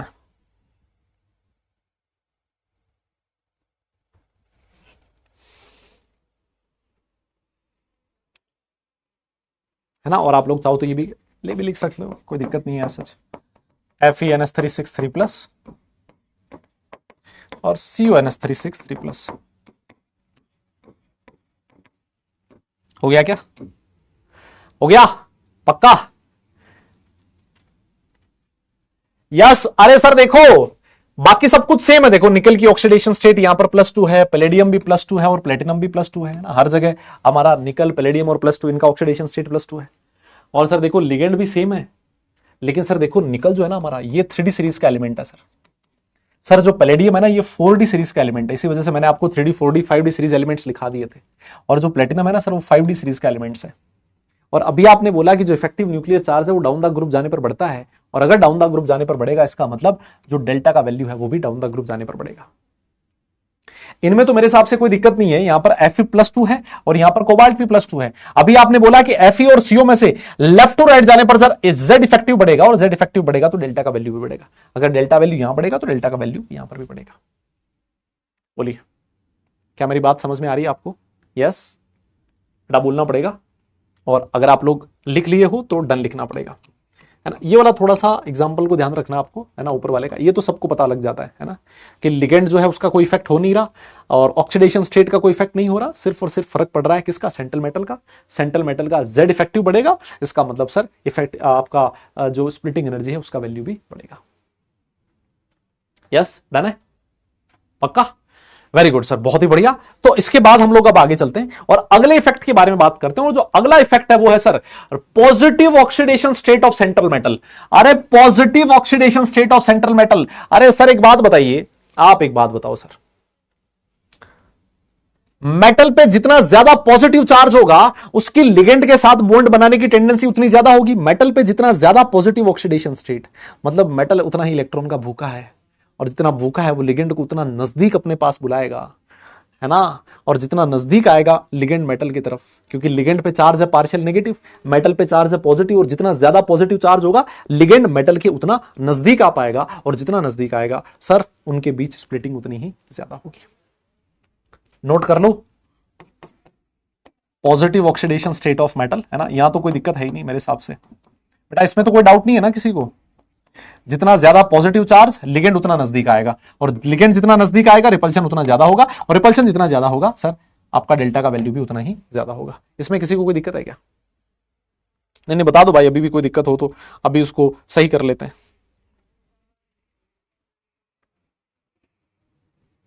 यस, नहीं है ना कोई दिक्कत इसमें? तो मान लो आपसे कोई पूछ ले कि साहब ये मैं आपके सामने दो कॉम्प्लेक्स लिख रहा हूं, एक मैंने लिखा है FeCN6 4 माइनस, और एक लिखा है FeCN6 3 माइनस, बताइए किसमें स्प्लिटिंग एनर्जी ज्यादा होगी? एक ऐसे लिख दे COH2O6 2 प्लस, और एक ऐसा लिख दिया COH2O6 3 प्लस, बताइए कहां पर स्प्लिटिंग एनर्जी ज्यादा होगी? तो मेरे हिसाब से क्योंकि आप लोगों ने पढ़ रखा है, आपको अभी बता दिया कि भैया यहां पर Fe का ऑक्सीडेशन स्टेट +2 है, यहां पर Fe का ऑक्सीडेशन स्टेट +3 है, तो जैसे जैसे मेटल का ऑक्सीडेशन स्टेट ज्यादा होगा डेल्टा का वैल्यू भी उतना ही ज्यादा होगा। यहां पर भी कोबाल्ट का ऑक्सीडेशन स्टेट +2 है, यहां पर +3 है, पॉजिटिव ऑक्सीडेशन स्टेट मेटल की ज्यादा होगी तो डेल्टा का वैल्यू भी उतना ही ज्यादा होगा। बताइए, यस डन है? ठीक है साहब, हो जाए तो डन लिखिए, फिर अगले फैक्टर के बारे में बात करते हैं, और वो आएगा स्ट्रेंथ ऑफ लिगेंड, है ना, वो होगा स्ट्रेंथ ऑफ लिगेंड। जल्दी करिए।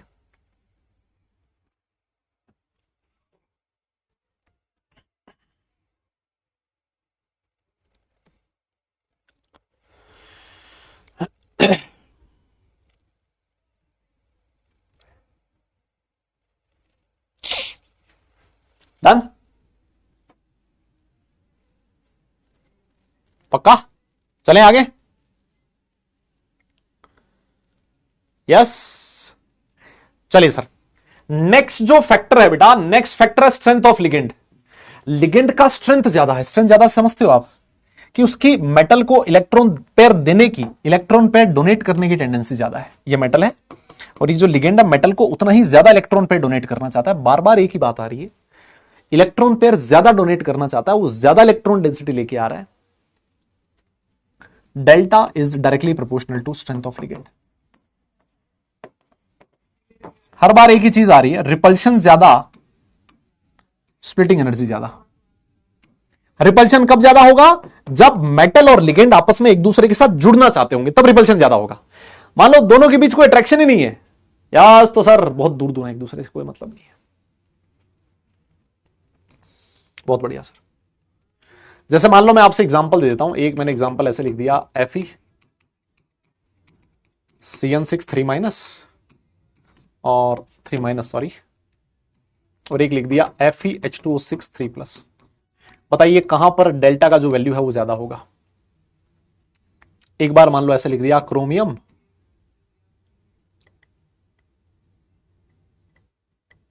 कौन सा लिखे, H2O6 3 plus Cr CN6 3 minus.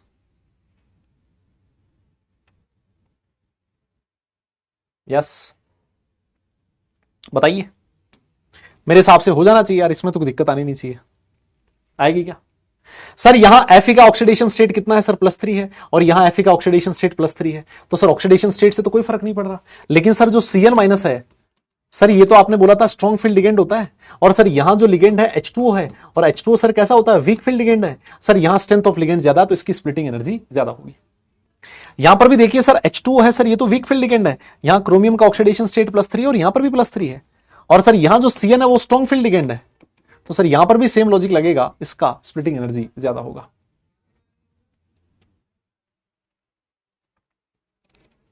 Yes, क्या आपको मेरी बात समझ में आ रही है? इसमें मेरे हिसाब से दिक्कत होनी नहीं चाहिए किसी को, है ना। ऐसे लिख दे कोई Cr F6 3 माइनस, और एक लिख दिया Cr En 3s टाइस 3 प्लस। सर यहां पर भी देख लीजिए क्रोमियम +3 है, यहां पर भी क्रोमियम +3 है, लेकिन सर यहां F- है, बहुत ही वीक लिगेंड है सर, और वीक लिगेंड है, यहां पर EN है, स्ट्रॉन्ग लिगेंड है, तो सर यहां क्रिस्टल फील्ड स्प्लिटिंग एनर्जी ज्यादा होगी। नोट कीजिए सर, हो जाए तो डन लिख दीजिए, आगे चल लेंगे, है ना। और लास्ट फैक्टर के बारे में बात करेंगे, यस लास्ट फैक्टर के बारे में बात करेंगे।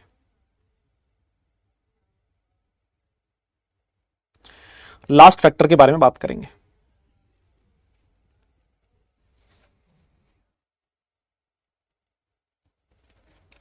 यस हो गया सर। जो लास्ट फैक्टर है वो कौन सा है? लास्ट फैक्टर है ज्योमेट्री ऑफ कोऑर्डिनेशन एंटिटी।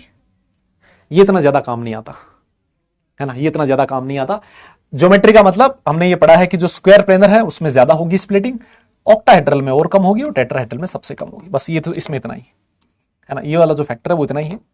ये कोई इतना ज्यादा इंपॉर्टेंट भी नहीं है, लेकिन ठीक है, वो हमने पहले भी लिख लिया, एक बार फिर लिख दिया।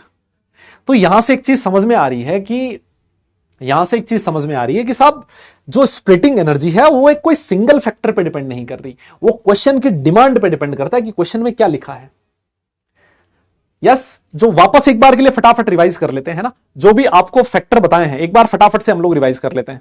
सबसे पहला हमने देखा था Z effect, effective nuclear charge के साथ आपका स्प्लिटिंग एनर्जी इंक्रीज करेगा। इफेक्टिव न्यूक्लियर चार्ज पीरियड में लेफ्ट टू राइट जाने पर जनरली बढ़ता है, और सर डाउन द ग्रुप जाने पर, डी ब्लॉक एलिमेंट्स में डाउन द ग्रुप जाने पर भी इफेक्टिव न्यूक्लियर चार्ज बढ़ता है, तो दोनों तरफ ही स्प्लिटिंग एनर्जी की वैल्यू बढ़ेगी, सबसे पहली चीज।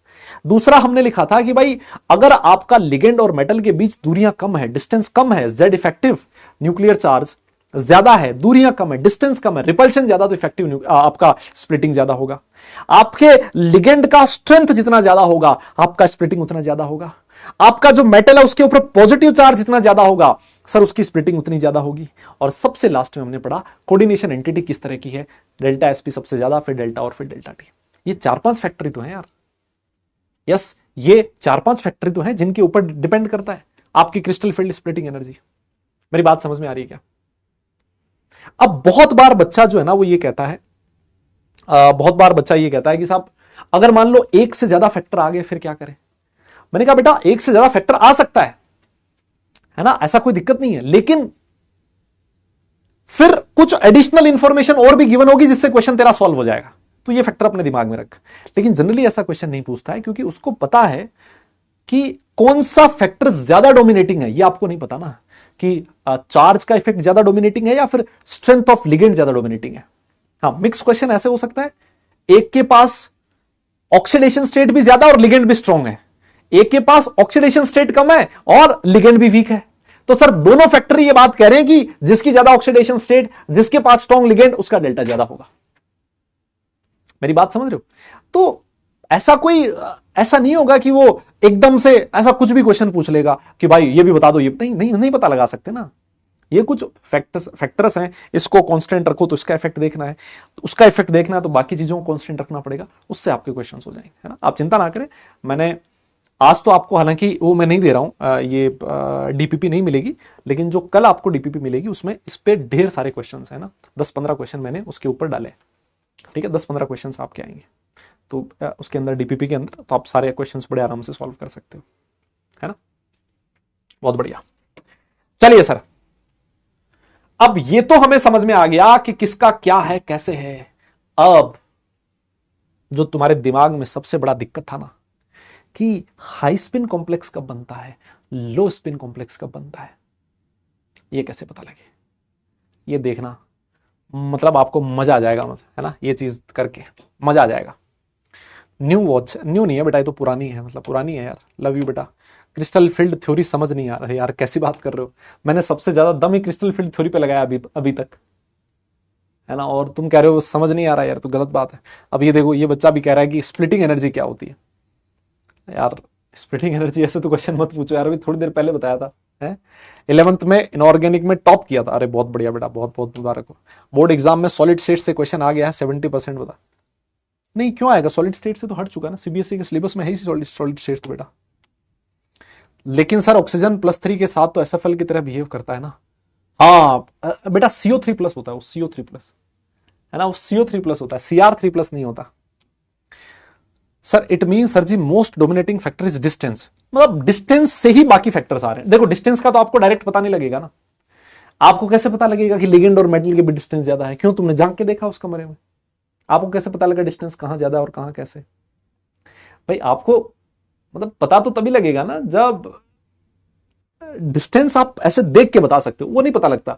अब डिस्टेंस को हमने बाकी फैक्टर से रिलेट कर दिया कि डिस्टेंस कब ज्यादा होगी, कब कम होगी, जब आपका सेंट्रल मेटल का जेड इफेक्टिव ज्यादा होगा तो वो लिगेंड को ज्यादा नजदीक बुला लेगा।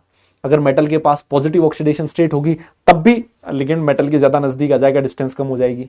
अगर मान लीजिए लिगेंड की स्ट्रेंथ ज्यादा होगी, वो ज्यादा इलेक्ट्रॉन देना चाहता है, तब भी वो मेटल के नजदीक आ जाएगा, डिस्टेंस कम हो जाएगी। समझ रहे हो मेरी बात को? तो डिस्टेंस जो है वो एक फैक्टर है, लेकिन उस डिस्टेंस को हमने रिलेट किया बाकी फैक्टर्स के साथ। डिस्टेंस डायरेक्ट हमें देखने से नहीं पता लगती, डिस्टेंस को हम लोग रिलेट कर सकते हैं ऑक्सीडेशन स्टेट के साथ, लिगेंड की स्ट्रेंथ के साथ, या फिर आपका जेड इफेक्टिव ऑफ मेटल के साथ। मेरी बात समझ रहे हो? बहुत बढ़िया, बहुत बढ़िया। नहीं नहीं सर, मतलब कुल मिला के लिगेंड जितना ज्यादा मेटल के पास आएगा, बस ये समझ गया, एकदम फैक्ट यही है। लेकिन सर H2O तो SFL नहीं बेटा, सबके लिए नहीं करता है, सबके लिए full form of delta SP. अरे यार ये क्या पूछ रहे हो? डेल्टा एसपी का मतलब crystal field splitting energy in square planar complex. यार हद है यार भाई, तुम लोग कहां थे? तुम कहां थे भाई? ये मुझे लग रहा है पैराशूट है, पैराशूट। ये उड़ते हुए जा रहे थे कहीं से, एकदम से नीचे उतर गए, बोले क्या चल रहा है देख लेते हैं। ये देख, ये रहा डेल्टा एसपी, यहां लिखवा रखा है crystal field splitting energy in square planar complex. बेटा तू ऐसे क्वेश्चन ना पूछा कर, मुझे चक्कर आने लगते हैं, मैं बता रहा हूं तुझे सही में। ये देख डेल्टा टी यहां लिखा हुआ है क्रिस्टल फील्ड स्प्लिटिंग एनर्जी इन टेट्राहेड्रल कॉम्प्लेक्स। ऐसे क्वेश्चन ना पूछा कर, बहुत गलत है, एकदम बड़ा दुख होता है उससे। इतना सब कुछ पढ़ाने के बाद तुम लास्ट में 10 स्लाइड पीछे ले जाते हो, बिल्कुल मजा नहीं आता।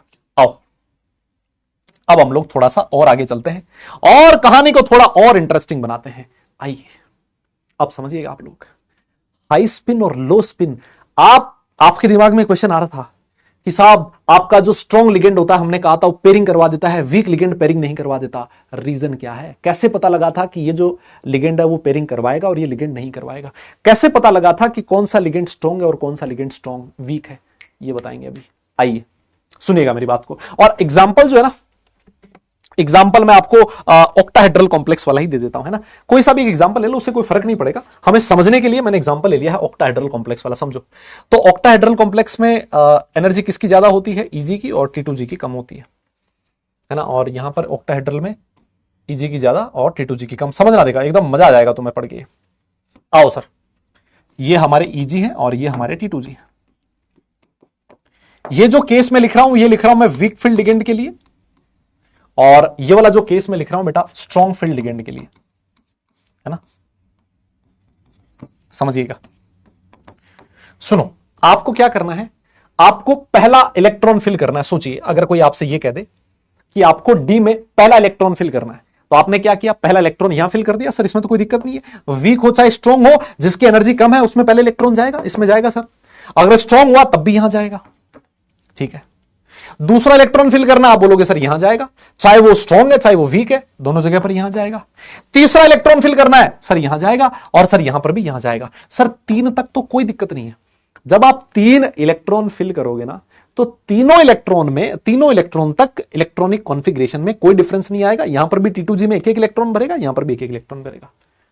दिक्कत आती है बेटा जब चौथा इलेक्ट्रॉन भरा जाएगा। बेटा सुनो, जब चौथा इलेक्ट्रॉन आएगा, सुनिए सर, चौथे इलेक्ट्रॉन की 2 पॉसिबिलिटी है। कौन सी? पहली पॉसिबिलिटी है कि जो चौथा इलेक्ट्रॉन है सर वो ऊपर चला जाए, है ना। पहली पॉसिबिलिटी यही हो सकती है, चौथा इलेक्ट्रॉन बोलेगा यार ये साला यहां मामला सेट नहीं हो रहा, ऊपर चलते हैं। ये पहली पॉसिबिलिटी है। सर एक और पॉसिबिलिटी भी हो सकती है कि जो चौथा इलेक्ट्रॉन है वो यहां आ जाए, इसके साथ पेयर हो जाए। ये पॉसिबिलिटी भी हो सकती है।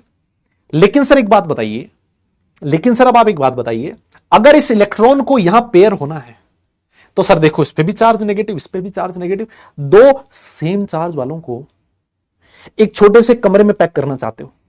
वो बोलेंगे भाई कैसे बात कर रहा है, क्यों करना है, हम नहीं चाहते, हमारे ऊपर चार्ज सेम है, हम एक दूसरे को रिपेल करते हैं, हमें एक कमरे में नहीं जाना, और वो कमरा भी इतना छोटा है, हमें नहीं जाना। आप बोलोगे नहीं जाना पड़ेगा, वो कह रहे नहीं जाएंगे, आपको जबरदस्ती भेजना पड़ेगा। और वैसे जबरदस्ती बुरी बात है, करना नहीं चाहिए, लेकिन केमिस्ट्री में जबरदस्ती का मतलब है आपको एनर्जी देनी पड़ेगी, आपको एनर्जी देनी पड़ेगी। और जो एनर्जी आपने दी है इन दोनों इलेक्ट्रॉन को एक डिब्बे में भेजने के लिए, इनकी पेयरिंग करवाने के लिए, that is known as pairing energy. उसको क्या बोला जाता है? पेयरिंग एनर्जी, पीई से लिखूंगा मैं। यस, उसको बोला जाता है पेयरिंग एनर्जी। पेयरिंग करवाने के लिए जो एनर्जी का रिक्वायरमेंट है that is known as pairing energy. और पेयरिंग करवाने के लिए एनर्जी क्यों चाहिए? बिकॉज दोनों एक दूसरे को रिपेल कर रहे हैं, एक दूसरे एक कमरे में नहीं जाना चाहते, आपको जबरदस्ती करनी पड़ेगी। जबरदस्ती केमिस्ट्री में करने का मतलब एनर्जी देना। ठीक है सर, दोनों चलेगी, आपने एनर्जी दे दी। सर ये दो पॉसिबिलिटी है।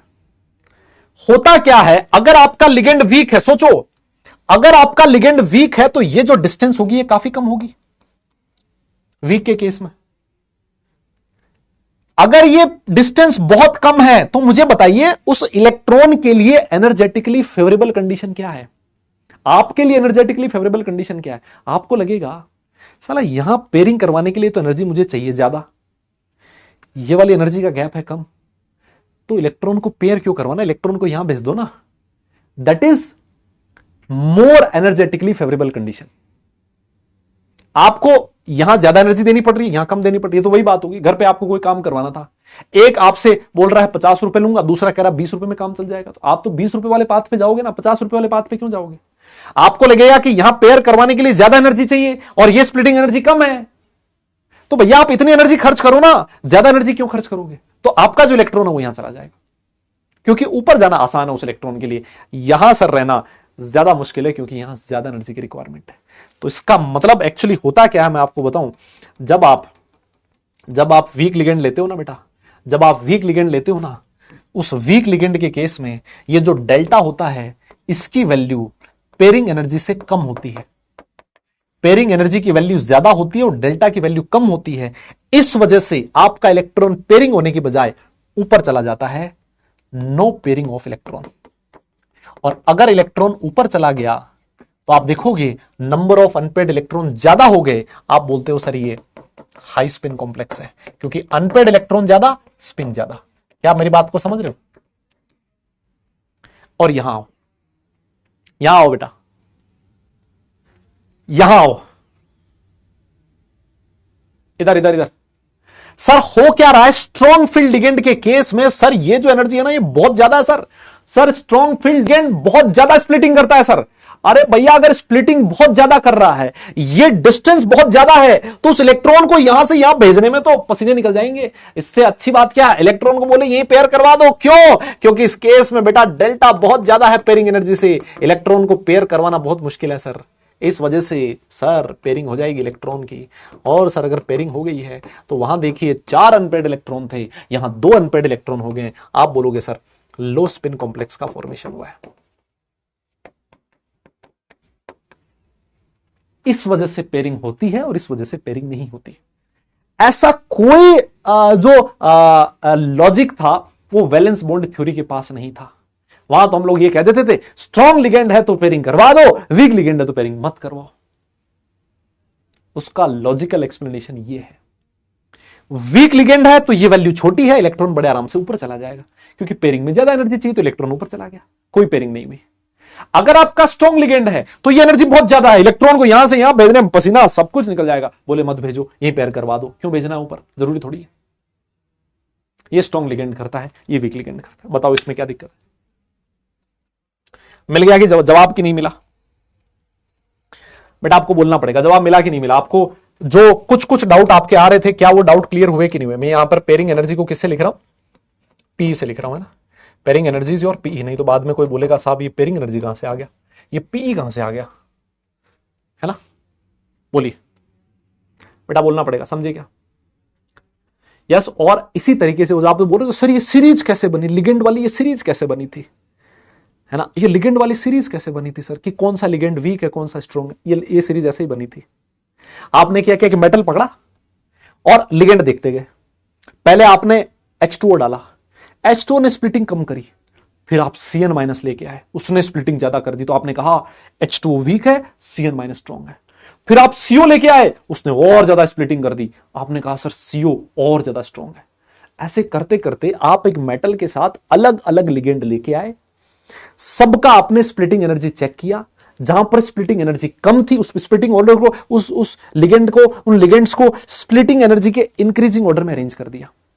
तो जैसे जैसे आपने लिगेंड को स्प्लिटिंग एनर्जी के इंक्रीजिंग ऑर्डर में अरेंज किया, इसका मतलब आपने लिगेंड की स्ट्रेंथ के इंक्रीजिंग ऑर्डर में अरेंज कर दिया है, क्योंकि वो स्ट्रॉन्ग लिगेंड ज्यादा स्प्लिटिंग करेगा, वीक लिगेंड कम स्प्लिटिंग करेगा।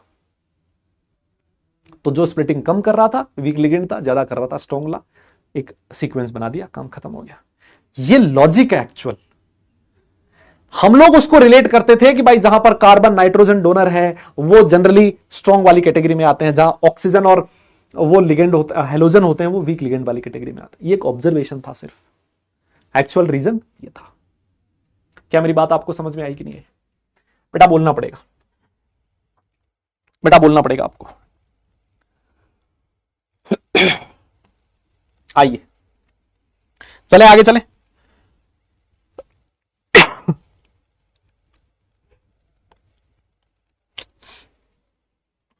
यस, अरे हंट्स रूल का वोलेशन कहां से हो रहा भाई? मैं थप्पड़ मार दूं क्या तुम्हारे? हंट्स रूल का वोलेशन हो रहा है यहां, गधे हो क्या बिल्कुल ही? कैसे हो रहा है हंट्स रूल का वोलेशन? हंट्स रूल का वोलेशन तो तब होता है जब मैं इलेक्ट्रॉन को यहां पेयर करवा देता, इनमें इलेक्ट्रॉन सब में एक एक इलेक्ट्रॉन भेजने से पहले। हंट्स रूल यह कहता है कि जब आप डिजेनरेट ऑर्बिटल में इलेक्ट्रॉन भेजते हो, जब आप डिजेनरेट ऑर्बिटल में इलेक्ट्रॉन भरते हो, तो पहले सारे डिजेनरेट ऑर्बिटल में एक एक इलेक्ट्रॉन आएगा और फिर पेयरिंग करवाई जाएगी। तो यहां सारे एक एक आपके जो ऑर्बिटल है उसमें एक एक इलेक्ट्रॉन आ गया और फिर पेयरिंग होगी। कहां हंट्स रूल का वोलेशन हो रहा है? मैं नहीं समझ पा रहा हूं, कहां हो रहा है वोलेशन? कुछ भी पता ही नहीं है, ऐसे लिख रहे हो हंट्स रूल, नाम याद आ गया हंट्स और बोलो लिख दो सर, लिख दो कुछ भी है। बताओ हंट कहां कहां भाई? हंट्स रूल का वोलेशन कहां हो रहा है? हंट्स रूल पता भी है क्या तुम्हें क्या है? कोई बोल ही नहीं रहा है भाई। अरे दादा कहां है इसमें हंट्स रूल का वोलेशन भाई?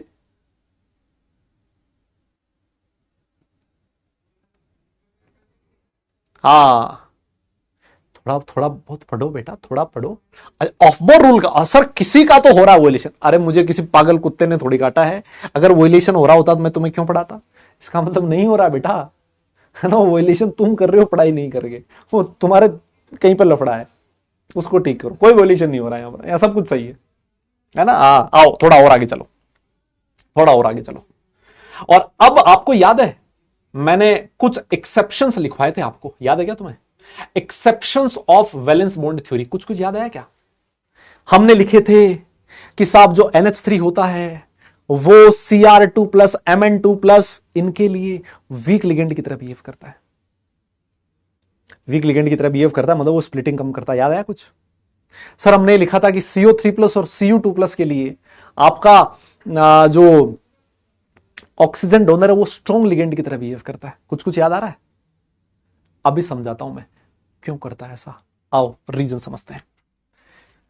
सबसे पहले हम लोग बात करते हैं, हमने एक एक्सेप्शन लिखा था कि जो NH3 होता है बेटा वो एक वीक लिगेंड की तरह बिहेव करता है Cr2 plus Mn2 plus Fe2 plus और CO2 प्लस के लिए। अरे ये आप एक चीज बताओ, मैंने अभी थोड़ी देर पहले बताया आपको Cr2 plus Mn2 plus Fe2 plus CO2 plus Ni2 plus, ये इनमें लेफ्ट टू राइट जाने पर इफेक्टिव न्यूक्लियर चार्ज पे क्या फर्क पड़ेगा? आप बोलोगे सर लेफ्ट टू राइट जाने पर इफेक्टिव न्यूक्लियर चार्ज बढ़ता है। बिल्कुल बढ़ता है साहब। मतलब ये वाली जो लेफ्ट साइड में जो मेटल्स आ रही है ना, ये वाली मेटल्स, इन मेटल्स का जो Z इफेक्टिव है बेटा वो कम है। और अभी हमने पढ़ा था कि जो Z इफेक्टिव होता है it is directly proportional to delta. अगर इनका इफेक्टिव न्यूक्लियर चार्ज कम है तो ये जो मेटल्स हैं इनको अगर आप किसी लिगेंड के साथ रखोगे ना तो साहब ये स्प्लिटिंग कम करेंगी, स्प्लिटिंग कम करेगी। तो सारा का दोहरा दोष किस पे चला गया? NH3 पे चला गया। हमने दोष दे दिया NH3 को कि साला यहां NH3 ना वीक लिगेंड की तरह बिहेव कर रहा है, इस वजह से स्प्लिटिंग कम हुई है। नहीं बे, NH3 तो बेचारा स्ट्रॉन्ग ही था, वो बेचारा स्ट्रॉन्ग ही था। दिक्कत ये हुई कि ये जो मेटल्स थे इनका Z इफेक्टिव कम था, और जब Z इफेक्टिव कम था तो उन्होंने स्प्लिटिंग कम करी। स्प्लिटिंग कम करी तो हमें लगा कि NH3 वीक लिगेंड की तरह बिहेव कर रहा हो। जैसे दोष NH3 का नहीं है, ये दोष इन मेटल्स का है। क्या तुम मेरी बात को समझ पा रहे हो क्या? क्योंकि सर जो क्रिस्टल फील्ड स्प्लिटिंग होती है वो मेटल की नेचर पे भी डिपेंड करती है। क्या तुम मेरी बात समझ गए क्या ये चीज? कोई बोल ही नहीं रहा यार भाई, बताओ।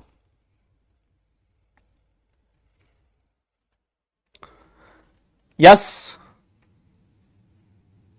बोलना पड़ेगा। तो सर इस केस में हो क्या रहा है? आपने कहा सर डेल्टा का वैल्यू कम है सर, ऑब्वियस है। अब ये डेल्टा कम NH3 की वजह से नहीं हुआ, ये डेल्टा कम इन मेटल्स की वजह से हुआ है। और अगर डेल्टा कम है इसका मतलब पेयरिंग एनर्जी ज्यादा है। डेल्टा कम पेयरिंग एनर्जी ज्यादा, इलेक्ट्रॉन चला जाएगा ऊपर और आप बोलोगे साहब ये तो वीक लिगेंड की तरह बिहेव कर रहा है, लेकिन ऐसा नहीं है एक्चुअली, है ना। वो दोष किसका है? मेटल्स का है सर। अब फिर कोई बच्चा बोलेगा सर इसमें NH3 के साथ ही ऐसा क्यों हुआ? अभी उल्टा दिमाग मत लगाना कि NH3 के साथ ही ऐसा क्यों हुआ बट बाकी के साथ क्यों नहीं हुआ। क्योंकि NH3 स्ट्रॉन्ग वालों में भी NH3 उतना स्ट्रॉन्ग नहीं है। अब देखो वही बात है ना, 4 ताकतवर लोग हैं, माना सारे के सारे ताकतवर हैं, उनमें से भी तो कोई ताकतवर है ना। माना कि NH3 स्ट्रॉन्ग है, लेकिन कितना स्ट्रॉन्ग है ये भी तो डिपेंड करता है ना। तो स्ट्रॉन्ग वालों में भी NH3 बहुत ज्यादा स्ट्रॉन्ग नहीं है, तो उसके ऊपर इस चीज का इफेक्ट ज्यादा आ रहा है, बाकी के ऊपर कम आ रहा है। मेरी बात शायद आप लोग समझ पा रहे हो शायद। अब ये जो इंफॉर्मेशन है मेंस में ज्यादा प्रॉब्लम नहीं आती, लेकिन एडवांस में इस पे क्वेश्चन पूछा जा सकता है। फिर कोई ये बोलेगा कि साहब ठीक है, ये चीज सिर्फ 2+ के साथ ही क्यों आ रही है? आप ये क्यों कह रहे हो कि CO2+ के साथ तो NH3 वीक लिगेंड की तरह बिहेव कर रहा है, CO3+ के साथ फिर CO3+ के साथ क्यों नहीं हो रहा है ऐसा? मैंने कहा बे सुन, CO2+ और CO3+, यहां पर 3+ ज्यादा है तो यहां डेल्टा ज्यादा हो गया है। अभी हमने बोला था कि जो स्प्लिटिंग एनर्जी होती है वो किस पे डिपेंड करती है? वो ऑक्सीडेशन स्टेट पे डिपेंड करती है। अगर आपने +3 कर दिया तो डेल्टा बढ़ गया, और अगर डेल्टा बढ़ गया तो आप बोलोगे साहब डेल्टा ज्यादा है पेयरिंग एनर्जी से, अब आपका जो लिगेंड है वो स्ट्रॉन्ग लिगेंड की तरह बिहेव करेगा। वही NH3 है लेकिन गलत आदमी के साथ था तो वीक हो गया था, वही NH3 सही जगह पहुंच गया तो स्ट्रॉन्ग हो गया। फर्क पड़ता है आप किसके साथ। संगत का असर है बेटा, संगत, है ना। कि ज्ञानी से ज्ञानी मिले करे ज्ञान की बात, आड़ू से आड़ू मिले दे थप्पड़ दे लात। बात यह है आप कौन सी जगह पे हो, किसके साथ, ये डिपेंड करता है बेटा। समझ रहे हो मेरी बात को? यस, आइए। तो देखो मान लो अगर तुमसे कोई ये पूछ ले, आपसे अगर ये पूछ ले कि बताओ MnH2O6 है ना, अब इसके बेसिस पे आप हाइब्रिडाइजेशन भी निकाल सकते हो क्या? बिल्कुल निकाल सकते हैं साहब। MnH2O6 2+, बताइए इसका हाइब्रिडाइजेशन क्या होगा, जल्दी बताइए। आड़ू मतलब आड़ू समझते हो? आड़ू मतलब अरे वो खाने वाला आड़ू नहीं, आड़ू मतलब राजस्थानी में आड़ू बोलते हैं जो एकदम वैसा होता है ना, बेफिक्र, जिस जहां मर्जी हो जिसके थप्पड़ मार दिया, ऐसे लड़ाई झगड़ेलू, मतलब इस तरह का बंदा है ना, बेफिक्र आदमी, जहां मर्जी हो कुछ भी कर लिया, आड़ू उसको बोला जाता है ना। तो दो अगर लोग इस तरह के मिल जाएं तो या तो लात घुसे चलेंगे, दो ज्ञानी लोग मिलेंगे तो ज्ञान की बात करेंगे। जगह जरूरी है, आप कहां बैठे हो। हाँ बताओ इसका हाइब्रिडाइजेशन बताओ जल्दी से बेटा, जल्दी बताओ। अरे सर NH3 लिखो ना, आपने NH3 लिखवाया था, आप H2O क्यों लिख रहे हो? NH3 लिखो बेटा, यहां जल्दी से NH3 लिखो, जल्दी से NH3 बताइए, हाइब्रिडाइजेशन बताइए, जल्दी से बताइए हाइब्रिडाइजेशन क्या होगा, जल्दी बताइए।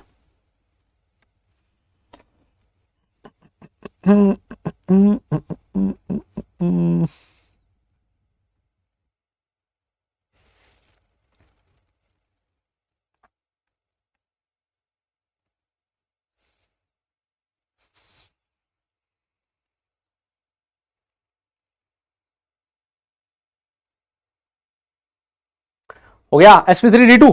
अब देखो इसको उस मेथड से तो कर ही सकते थे आप, VBT वाले मेथड से तो किया ही था, लेकिन मैं चाहता हूं आप CFT वाले मेथड से करना सीखें ऐसे क्वेश्चंस को। कैसे करें सर? देखिए यहां Mn का ऑक्सीडेशन स्टेट +2 है, जल्दी आ जाओ सर। जो Mn है वो क्या होता है सर? वो होता है Ar4s2 3d5। यस, और अगर Mn2+ कितना हो जाएगा? Mn2+ हो गया सर Ar3d5। यस सर, अभी आपने बोला था कि यहां Mn2+ है तो उसके साथ जो NH3 है सर वो किसकी तरह बिहेव करेगा? वीक फील्ड लिगेंड की तरह बिहेव करेगा। और अगर ये वीक फील्ड लिगेंड है तो सोचो ये है तो टेट्राहेड्रल ऑक्टाहेड्रल कॉम्प्लेक्स ही ना। ऑक्टाहेड्रल का कैसे पता लगा सर? कोऑर्डिनेशन नंबर 6 है, इससे पता लगा। तो मैंने क्या बनाया इसका, देखिए ये है मेरा Eg ऑर्बिटल और ये है सर मेरा T2G ऑर्बिटल। देखो ये है मेरा T2G ऑर्बिटल। तो देखिए 5 इलेक्ट्रॉन फिल करने हैं, वीक फील्ड लिगेंड 1 2 3 4 5। मुझे एक बात बताइए, क्या अंदर वाला डी ऑर्बिटल आपको खाली मिलेगा क्या? सर है ही नहीं 2 डी ऑर्बिटल खाली। इसका मतलब बाहर वाले 2 डी ऑर्बिटल काम में लेने पड़ेंगे, और बाहर वाले 2 डी ऑर्बिटल मतलब sp3d2 हाइब्रिडाइजेशन। देखिए यहीं से आप लोग अनपेड इलेक्ट्रॉन भी निकाल सकते हो, 5 अनपेड इलेक्ट्रॉन हो गए। ये वाला मेथड और आसान है, इससे अगर आप लोग हाइब्रिडाइजेशन निकालते हो तो और आसानी से निकलेगा, है ना। और ये पैरामैग्नेटिक है और ये सारा सब कुछ झंझट आप यहां से कर सकते हो। यस चलो सर बहुत ही बढ़िया। और इसके साथ आप ये भी लिख सकते हो, ये तो Cr का लिखना चाहो CrH2O6 प्लस, है ना, ये इसमें भी वही होगा, है ना। तो Mn हो गया, Cr हो गया, कोबाल्ट भी इसमें आप लोग ऐड कर सकते हो, Fe भी ऐड कर सकते हो, है ना। ये सारे इसी के एग्जाम्पल हो जाएंगे। यार मैं बार बार H2O क्यों लिख रहा हूं, NH3 लिखो ना। हम लोग यहां NH3 के लिए बात कर रहे हैं। FeNH3 6 हो गया। आप किसी में भी देख लो भले, सब में ऐसा ही होगा, है ना। आप किसी में भी चेक कर लो, सब में ऐसा ही होगा कि सब में जो हाइब्रिडाइजेशन होगा वो कितना होगा, इन सब का हाइब्रिडाइजेशन sp3d2 होगा, क्योंकि इन सब में जो NH3 है वो NH3 behaves as weak field ligand. इन सब में NH3 जो है वो वीक फील्ड लिगेंड की तरह बिहेव कर रहा है। यस आइए एक बार के लिए फिर देख लो, चलो और देख लो, है ना। वो नहीं समझ में आया तो मैं एक बार और समझा देता हूं। देखो यहां पर देख लो, ये वाला देखो, है ना, इसको समझ लो। यहां क्रोमियम का ऑक्सीडेशन स्टेट +2 है बेटा। देखो क्रोमियम क्या होता है सर, क्रोमियम होता है Ar4s1 3d5। और अगर मैं क्रोमियम 2+ लिख रहा हूं, क्रोमियम 2+ का मतलब हो गया सर Ar3d4 हो जाएगा सर, है ना। ये ऐसा ही तो हो गया 3d4। अब क्योंकि इसका कोऑर्डिनेशन नंबर 6 है, इसका मतलब ये ऑक्टाहेड्रल कॉम्प्लेक्स है, और ऑक्टाहेड्रल कॉम्प्लेक्स में जो Eg ऑर्बिटल्स होते हैं dx2 y2, उनकी एनर्जी ज्यादा होती है और T2G की एनर्जी कम होती है। देखिए ये रहा। यस सर आपको 4 इलेक्ट्रॉन फिल करने हैं। NH3 यहां पर सर वीक लिगेंड की तरह बिहेव कर रहा है। 4 इलेक्ट्रॉन फिल करने हैं, 1 2 3 और 4 की तरह फिल करना मतलब 4। क्या अंदर वाले 2 डी ऑर्बिटल आपको खाली मिल पाएंगे क्या? नहीं सर, अंदर वाले 2 डी ऑर्बिटल खाली नहीं मिलेंगे। और अगर अंदर वाले 2 डी ऑर्बिटल खाली नहीं मिलेंगे तो हाइब्रिडाइजेशन क्या होगा, sp3d2 होगा। और सर इसके पास अनपेड इलेक्ट्रॉन कितना होगा, 4 होगा। आप चाहो तो सबका निकाल सकते हो, कोई दिक्कत नहीं, है ना। एक बार के लिए आप लोग घर पे कर लेना भले इनको,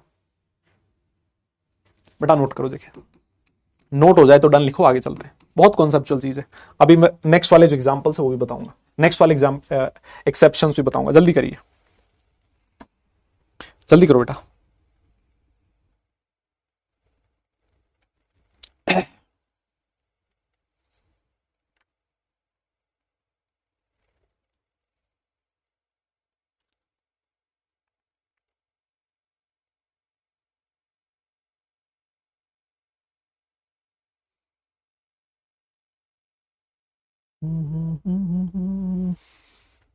हो गया, चलो जी। सर हमने एक एक्सेप्शन और लिखा था वहां पर वीबीटी में, याद है? हमने एक और एक्सेप्शन लिखा था कि जो ऑक्सीजन डोनर होते हैं वो स्ट्रॉन्ग फील्ड लिगेंड होते हैं। किसके लिए? CO3+ एंड Cu2+ के लिए।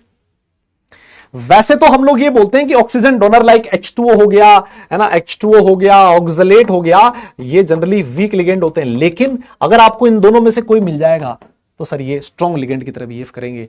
उसका रीजन भी मैं आपको बता चुका हूं। देखिए अभी मैंने आपको बताया था Cr2+, Mn2+, Fe2+, CO2+, Ni2+ और Cu2+। सर हो क्या रहा है, जब आप लेफ्ट टू राइट जा रहे हो तो सर इफेक्टिव न्यूक्लियर चार्ज बढ़ रहा है।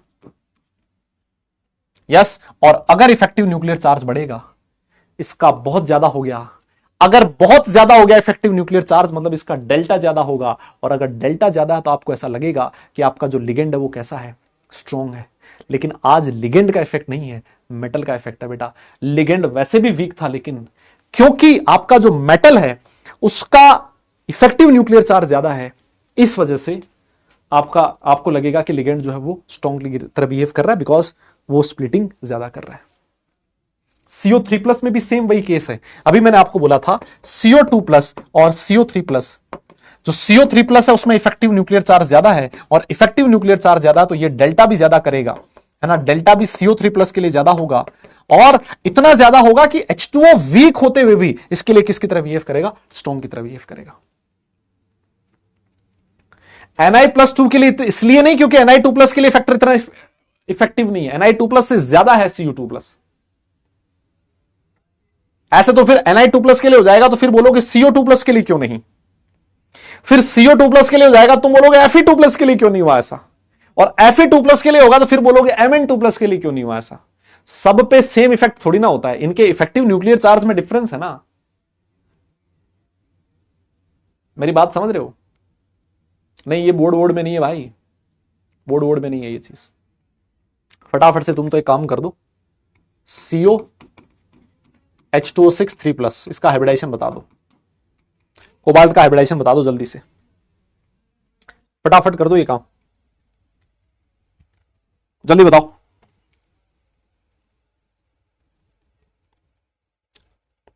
फटाफट फटाफट बोलो बेटा, जल्दी बताइए।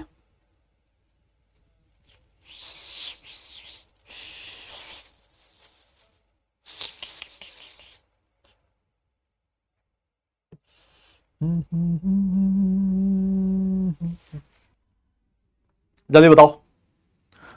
जो मैंने मेथड बताया उससे करना है, ऐसे नहीं, मैंने जो मेथड बताया उससे करना है। सर देखो यहां कोबाल्ट, सर कोबाल्ट का ऑक्सीडेशन स्टेट क्या होता है सर, जल्दी बताइए सर। कोबाल्ट वो क्या होता है, इलेक्ट्रॉनिक कॉन्फ़िगरेशन सर ये होता है 4s2 और 3d8, नहीं सर 3d7 होता है सर, Fe के बाद आता है ना CO, 3d7 होता है सर। यहाँ कोबाल्ट कितना है सर, +3 में है, तो सर देखिए CO3+ क्या हो गया सर, ये हो गया 3d6। मैंने कहा ठीक है सर। यहां पर H2O किसकी तरह बिहेव कर रहा है सर, H2O बिहेव कर रहा है स्ट्रॉन्ग लिगेंड की तरह। देखो 6 इलेक्ट्रॉन फिल करने हैं, 1 2 3 4 5 6, स्ट्रॉन्ग है तो यही आता जाएगा सर। ऊपर वाला 2D खाली है, ऊपर वाला 2D खाली है तो D2sp3, और अगर D2sp3 है N = 0 सर, कैसा हो गया, डायमैग्नेटिक हो गया। क्या मेरी बात समझ पा रहे हो?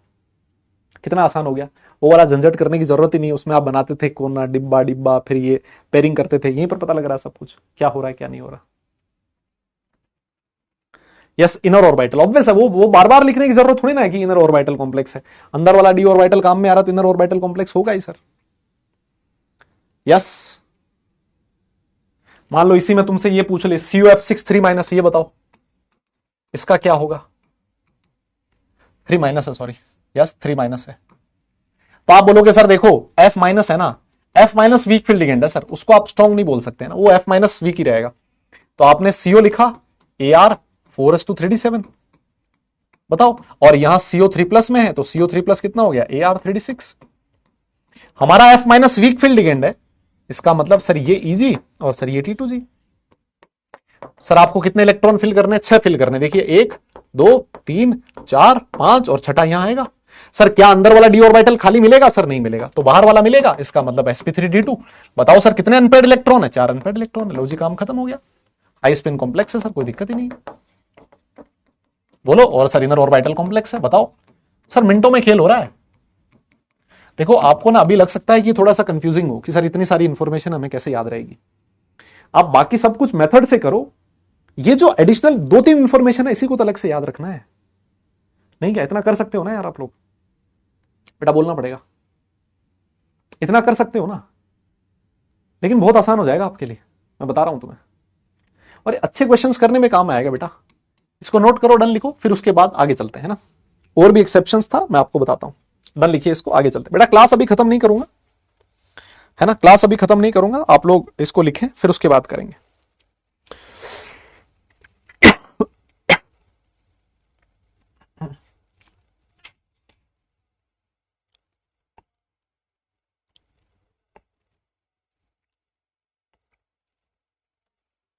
हो गया, बहुत बढ़िया सर। इनर नहीं बेटा, outer outer outer outer orbital, outer orbital, inner नहीं, आउटर ऑर्बिटल कॉम्प्लेक्स है ना, गलती से लिख दिया हमने। सर एक चीज हमने और लिखी थी, अब तो मेरे हिसाब से बताने की जरूरत ही नहीं है आपको, है ना, अब मुझे बताने की जरूरत ही नहीं पड़ेगी, तुम खुद ही बोल दोगे। हमने ये लिखा था कि 4D और 5D सीरीज के जो एलिमेंट्स है ना, 4D और 5D सीरीज के जो एलिमेंट्स है ना सर, उनके लिए आपको लिगेंड देखने की जरूरत ही नहीं है, सारे के सारे लिगेंड स्ट्रॉन्ग की तरह बिहेव करेंगे। बता दो, बता सकोगे कि नहीं बता दोगे? क्योंकि आपने कहा था सर, देखिए Z इफेक्टिव का जो ऑर्डर होता है वो 3D 4D और 5D होता है।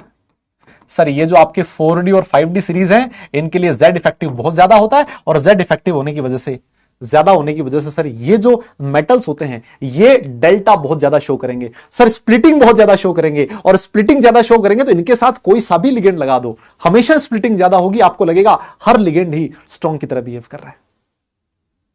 बताओ क्या दिक्कत है? अरे बोलो ना। ये भी बोला था कि अगर कोई +4 आयन आ गया, +4 आयन आ गया, तब भी उसके लिए लिगेंड देखने की जरूरत नहीं। उसका रीजन भी तो साफ है। मान लो आपके पास जो Mn है वो +2 में है और एक Mn +4 में है। अरे भैया पॉजिटिव चार्ज जितना ज्यादा होता है, हमने अभी पढ़ा था मेटल का पॉजिटिव इफेक्ट, मेटल की पॉजिटिव ऑक्सीडेशन स्टेट जितनी ज्यादा होगी उसका डेल्टा उतना ही ज्यादा होगा। Mn+4 बैंकर स्प्लिटिंग शो करेगा, और अगर बैंकर स्प्लिटिंग शो कर रहा है इसका मतलब उसके साथ लिगेंड कोईठा भी डाल दो, सारे के सारे लिगेंड किसकी तरह बिहेव करेंगे? स्ट्रॉन्ग की तरह बिहेव करेंगे। मेरी बात शायद आप लोग समझ पा रहे हो? यस बेटा देखो, ऐसा कोई सिलेबस में मेंशन नहीं किया हुआ है कि ये मेंस के सिलेबस में है और ये मेंस के सिलेबस में नहीं है ना, लेकिन मतलब पूछने को तो पूछ ही सकता है सर, ऐसी कोई बात नहीं है ना। ऐसा नहीं लिखा हुआ है कि ये सिलेबस में है या फिर नहीं है। जैसे मान लो आपसे कोई पूछ ले NiF62-, बताइए साहब हाइब्रिडाइजेशन बताइए इसका क्या होगा, जल्दी करिए। NiF62-, जल्दी से बताइए हाइब्रिडाइजेशन क्या होगा, जल्दी से बताइए हाइब्रिडाइजेशन क्या होगा।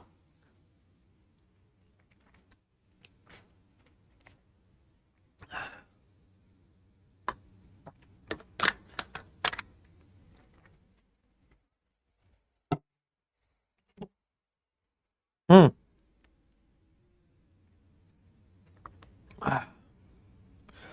जो मैंने मेथड बताया उससे करना है बेटा।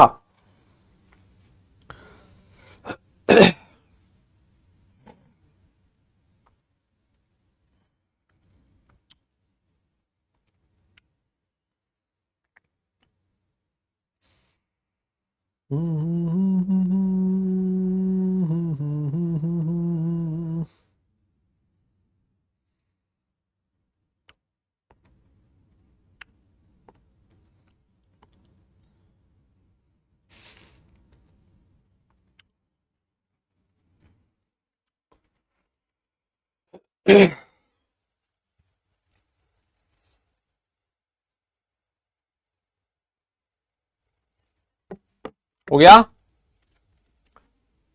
हो गया। D2sp3 आ रहा है। यस देखो सर, यहां निकल की ऑक्सीडेशन स्टेट कितनी है? +4 है सर। अरे सर निकल का इलेक्ट्रॉनिक कॉन्फ़िगरेशन कितना होता है सर? निकल होता है Ar 4s2 3d8, 4s2 3d8 ये होता है सर। यस और सर अगर मैंने निकल +4 लिख दिया, सोचो अगर मैंने निकल +4 लिख दिया तो ये कितना हो गया? 3d6। इसके लिए जो F- है वो भी किसकी तरह बिहेव करेगा? SFL की तरह बिहेव करेगा। SFL की तरह बिहेव करेगा तो देखिए ये है हमारा Eg और सर ये हमारा T2G। सोचो हम, मुझे 6 इलेक्ट्रॉन फिल करने हैं, 1 2 3 और T2G है तो ये सर पेयरिंग करवा देगा। सर ये अंदर वाले 2 d ऑर्बिटल खाली मिल गए सर, D2sp3 है और सर n = 0 है। और ये sir week field ligand, sir ये लो स्पिन कॉम्प्लेक्स है ना, ये कैसा है बेटा? लो स्पिन कॉम्प्लेक्स है। और सर ये कैसा हो जाएगा सर? ये इनर ऑर्बिटल कॉम्प्लेक्स हो जाएगा। बोलिए बेटा, मतलब मैं रटवाना नहीं चाह रहा हूं कुछ भी, कोई भी चीज, मैं हर चीज का लॉजिक देना चाह रहा हूं आप।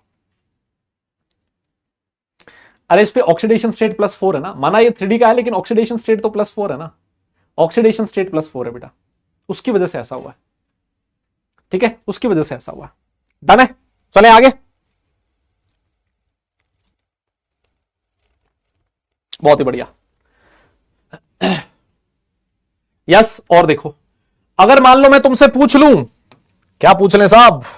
अगर पूछ ले मुझसे क्या गम है, देखिए जैसे मान लो अगर मैं तुमसे पूछ लूं कि बताओ PtCl4 2-, इसका हाइब्रिडाइजेशन बताइए क्या होगा? PtCl6 2-, इसका हाइब्रिडाइजेशन क्या होगा? PdCl4 2-, हाइब्रिडाइजेशन क्या होगा? PdCl6 2-, हाइब्रिडाइजेशन क्या होगा? RHCl PPH3 प्लस, इसका हाइब्रिडाइजेशन क्या होगा? जल्दी से बता दीजिए, जल्दी बता दो, बस खत्म है मामला। हाँ हाँ, अरे सर ये निपटा देंगे, ऐसे क्या बात कर रहे हो आप? ये निपटा देंगे सर।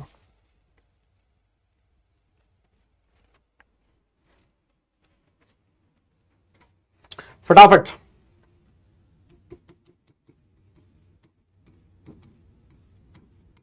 इसका बता दो चलो, इसका बता दो चलो, और किसका बताओगे तुम? इसका बता दो चलो, बता दो।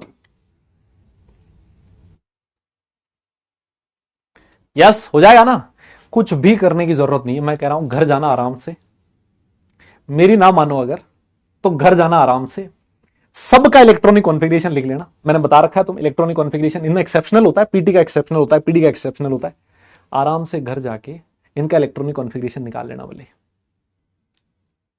है ना। मैं आपको सीधी सी बात बताऊं, पीटी यहां +2 ऑक्सीडेशन स्टेट में है। पीटी मेरा 5D सीरीज का एलिमेंट है। 5D सीरीज में मुझे चेक करने की जरूरत ही नहीं है कि लिगेंड कौन सा है। मैं सीधा बोलूंगा मेरा प्लेटिनम +2 में है, यहां प्लेटिनम +4 में है। अगर कोऑर्डिनेशन नंबर 4 है तो ये लिगेंड इलेक्ट्रॉन की पेयरिंग करवाएंगे, इलेक्ट्रॉन की पेयरिंग करवाएंगे तो DsP2 हाइब्रिडाइजेशन होगा। कुछ चेक करने की जरूरत नहीं है।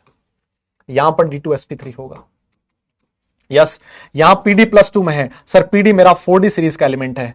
4D सीरीज के एलिमेंट में कुछ भी चेक करने की जरूरत नहीं है सर, ये मेरा DsP2 हाइब्रिडाइजेशन होगा, यहां D2sp3 हाइब्रिडाइजेशन होगा। सर रोडियम, सर ये भी मेरा 4D सीरीज का एलिमेंट है, यहां +2 ऑक्सीडेशन स्टेट में है, तो सर इसका हाइब्रिडाइजेशन सीधा सीधा मैं बोलूंगा PPS3 होल थ्राइस है बेटा, है ना।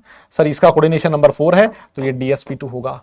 यहां +3 में है तो सर ये D2sp3 होगा। यस सर ये DsP2 होगा, सर ये D2sp3 होगा। कुछ चेक करने की जरूरत ही नहीं है, लिगेंड देखना ही नहीं है, लिगेंड देखना ही नहीं है। मैंने, और ये चीज मैं आपको पहले भी लिखवा चुका था, है ना, याद है आपको, मैंने लिखवाया था, मैंने आपको लिखवाया था कि अगर PT+2 हो, PD+2 हो, यस AG3+, AU3+, ऐसे लिखवाए थे ना एग्जाम्पल। चलो ये वाले एग्जाम्पल तो ज्यादा काम में नहीं आते, ये वाले हों, कोऑर्डिनेशन नंबर 4 होता है इनका जनरली, और कोऑर्डिनेशन नंबर 4 है तो ये हमेशा DsP2 हाइब्रिडाइजेशन शो करेंगे। मैंने ये लिखवाया था कि अगर PT+4 हो और PD+4 हो तो इनका कोऑर्डिनेशन नंबर जनरली 6 होता है, और 6 है तो उनका हाइब्रिडाइजेशन D2sp3 होगा। ये कोई ऐसा रटवाने के लिए नहीं लिखवाया गया था, हर चीज का लॉजिक है, और वो लॉजिक मैंने आपको बताया।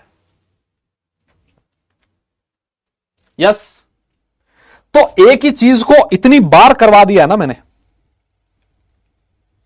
एक ही चीज को इतनी बार करवा दिया बेटा कि अब मुझे लगता है अब वो कंफ्यूजन होना ही नहीं चाहिए आपको। एक चीज मैं इतनी बार बोल चुका हूं कि क्लास में ही रिवाइज हो जाना चाहिए, क्लास में ही साला याद हो जाना चाहिए सब कुछ, कि हाँ हाँ सर ऐसा हुआ था, ऐसा बोला था आपने, है ना। तो इसको चाहो तो आप लिख लो। अगर मान लीजिए कोऑर्डिनेशन नंबर 4 है, कोऑर्डिनेशन नंबर 4 किस किस का होगा आप लिख लो बोले, PT+2, PD+2, AU3+, AG3+, IR+1, RH+1, इनका कोऑर्डिनेशन नंबर 4 है। हाइब्रिडाइजेशन बंद करके सीधा DsP2 लिख के आ जाना, कुछ चेक करने की जरूरत ही नहीं है, कुछ देने की जरूरत ही नहीं है, बस।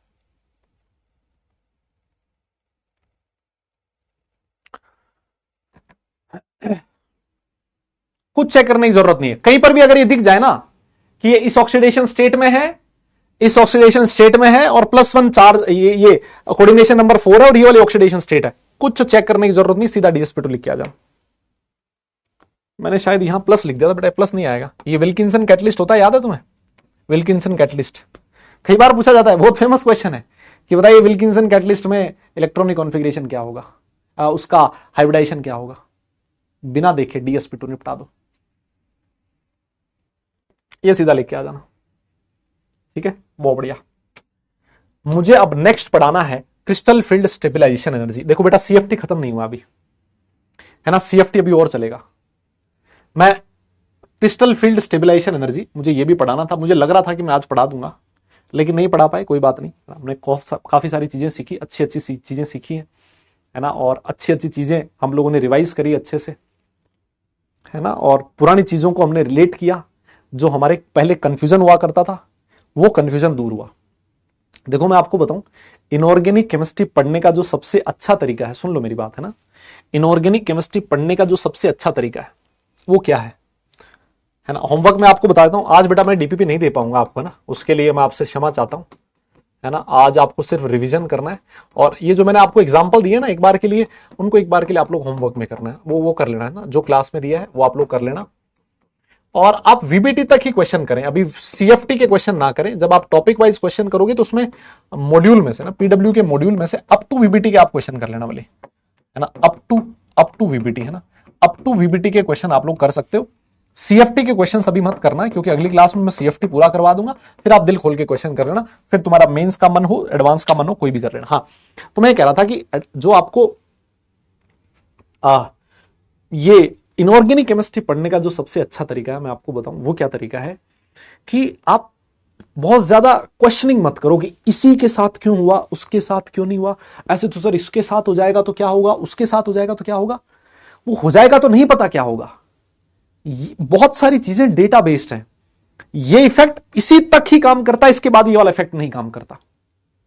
इसका दो तरीका है, या तो मैं आपको बताऊं ही ना कि इसके साथ काम करता है और इसके नहीं करता, मैं जो एक्चुअल ऑर्डर है, जो नॉर्मल ऑर्डर होते हैं वो बता दूं और काम खत्म हो जाए मेरी तरफ से, या तो एक तरीका है। या दूसरा तरीका है कि मैं सब कुछ बताऊं, आप फिल्टर कर लो अपने आप, क्योंकि मैं तो बोलता रहता हूं कि मेंस के लिए, बोर्ड्स के लिए, एडवांस के लिए, आप अपने आप फिल्टर कर लो, यार ये मेरे से नहीं होगा, इसको मैं हटा देता हूं। और या फिर मैं आपको गारंटी दे रहा हूं, आप अगर रिवाइज करोगे ना 2-3 बार, आपको नहीं लगेगा ऐसा कि कुछ भी कंफ्यूजन हो रहा है, क्या हो रहा है। रिवीजन में चीजें अपने आप याद होती जाएंगे ना। अब ये चीज इतनी बार बोल दी ना कि भैया CO3+ CO2+ के लिए H2O और C2H4 oxygen donor strong ligand की तरह बिहेव करते, अपने आप याद हो गया कि 4D और 5D सीरीज एलिमेंट, और अगर कोई आयन +4 ऑक्सीडेशन स्टेट में, तो लिगेंड का इफेक्ट देखने की जरूरत नहीं है, सारे के सारे स्टॉक फील्ड लिगेंड की तरह बिहेव करेंगे। Cr2+, Mn2+, Fe2+, CO2+, इसके लिए NH3 वीक लिगेंड की तरह बिहेव करता है। ये अपने आप याद हो जाएगा, क्योंकि मैं क्लास में ही साला इतनी बार बोल देता हूं इन चीजों को, है ना। अभी तक हम लोग कम से कम 4-5 बार इन चीजों को बोल चुके हैं क्लास में, अपने आप याद हो जाएगा अगर तुम लोग क्लास में अपना अटेंटिव रहो, ध्यान रखो तो क्लास में। लेकिन इंपॉर्टेंट चीज है क्लास में अटेंटिव रहना। भाग जाना, और सर ये थोड़ी ना होगा, अब मेरे से नहीं होगा, ये तो ये फिर से एक्सेप्शन आ गया, भाग जाओ तो भाग जाओ, कितना भागोगे, वो काम नहीं आएगा, है ना, समझ गए। चलो फिर ठीक है, बहुत बढ़िया। चलो फिर आज के लिए हम लोग इतना ही करते हैं, नेक्स्ट क्लास में सीएफटी खत्म हो जाएगा, है ना, उसके आगे चलेंगे ना, फिर उसके बाद मेटल कार्बोनाइल है, और फिर उसके बाद हमारा ये है, क्या बोलते हैं उसको, आइसोमेरिज्म, है ना। आइसोमेरिज्म तुम लोगों ने पढ़ रखी है, हाँ, लेकिन कल वाली जो क्लास होगी अगर मुझे जरूरत पड़ेगी तो मैं उसको एक्सटेंड करूंगा, मैं पहले बोल दे रहा हूँ, है ना, फिर कोई नहीं बोलेगा ऐसा और एक्सटेंड मत करो, ये मत करो, है ना। अगर मुझे जरूरत पड़ी तो मैं कल वाली क्लास को एक्सटेंड करूंगा, पहले बोल दे रहा हूँ, ठीक है। चलो बस आज के लिए इतना ही, नेक्स्ट सेशन में आपसे मुलाकात होगी। सारे लोग अपना ख्याल रखें, खुश रहें, हंसते मुस्कुराते रहें, और बेटा पढ़ाई जरूर करते रहें, क्योंकि काम पढ़ने चलेगा, सिर्फ मुस्कुराने से नहीं। नेक्स्ट क्लास तक के लिए tata bye bye, love you all.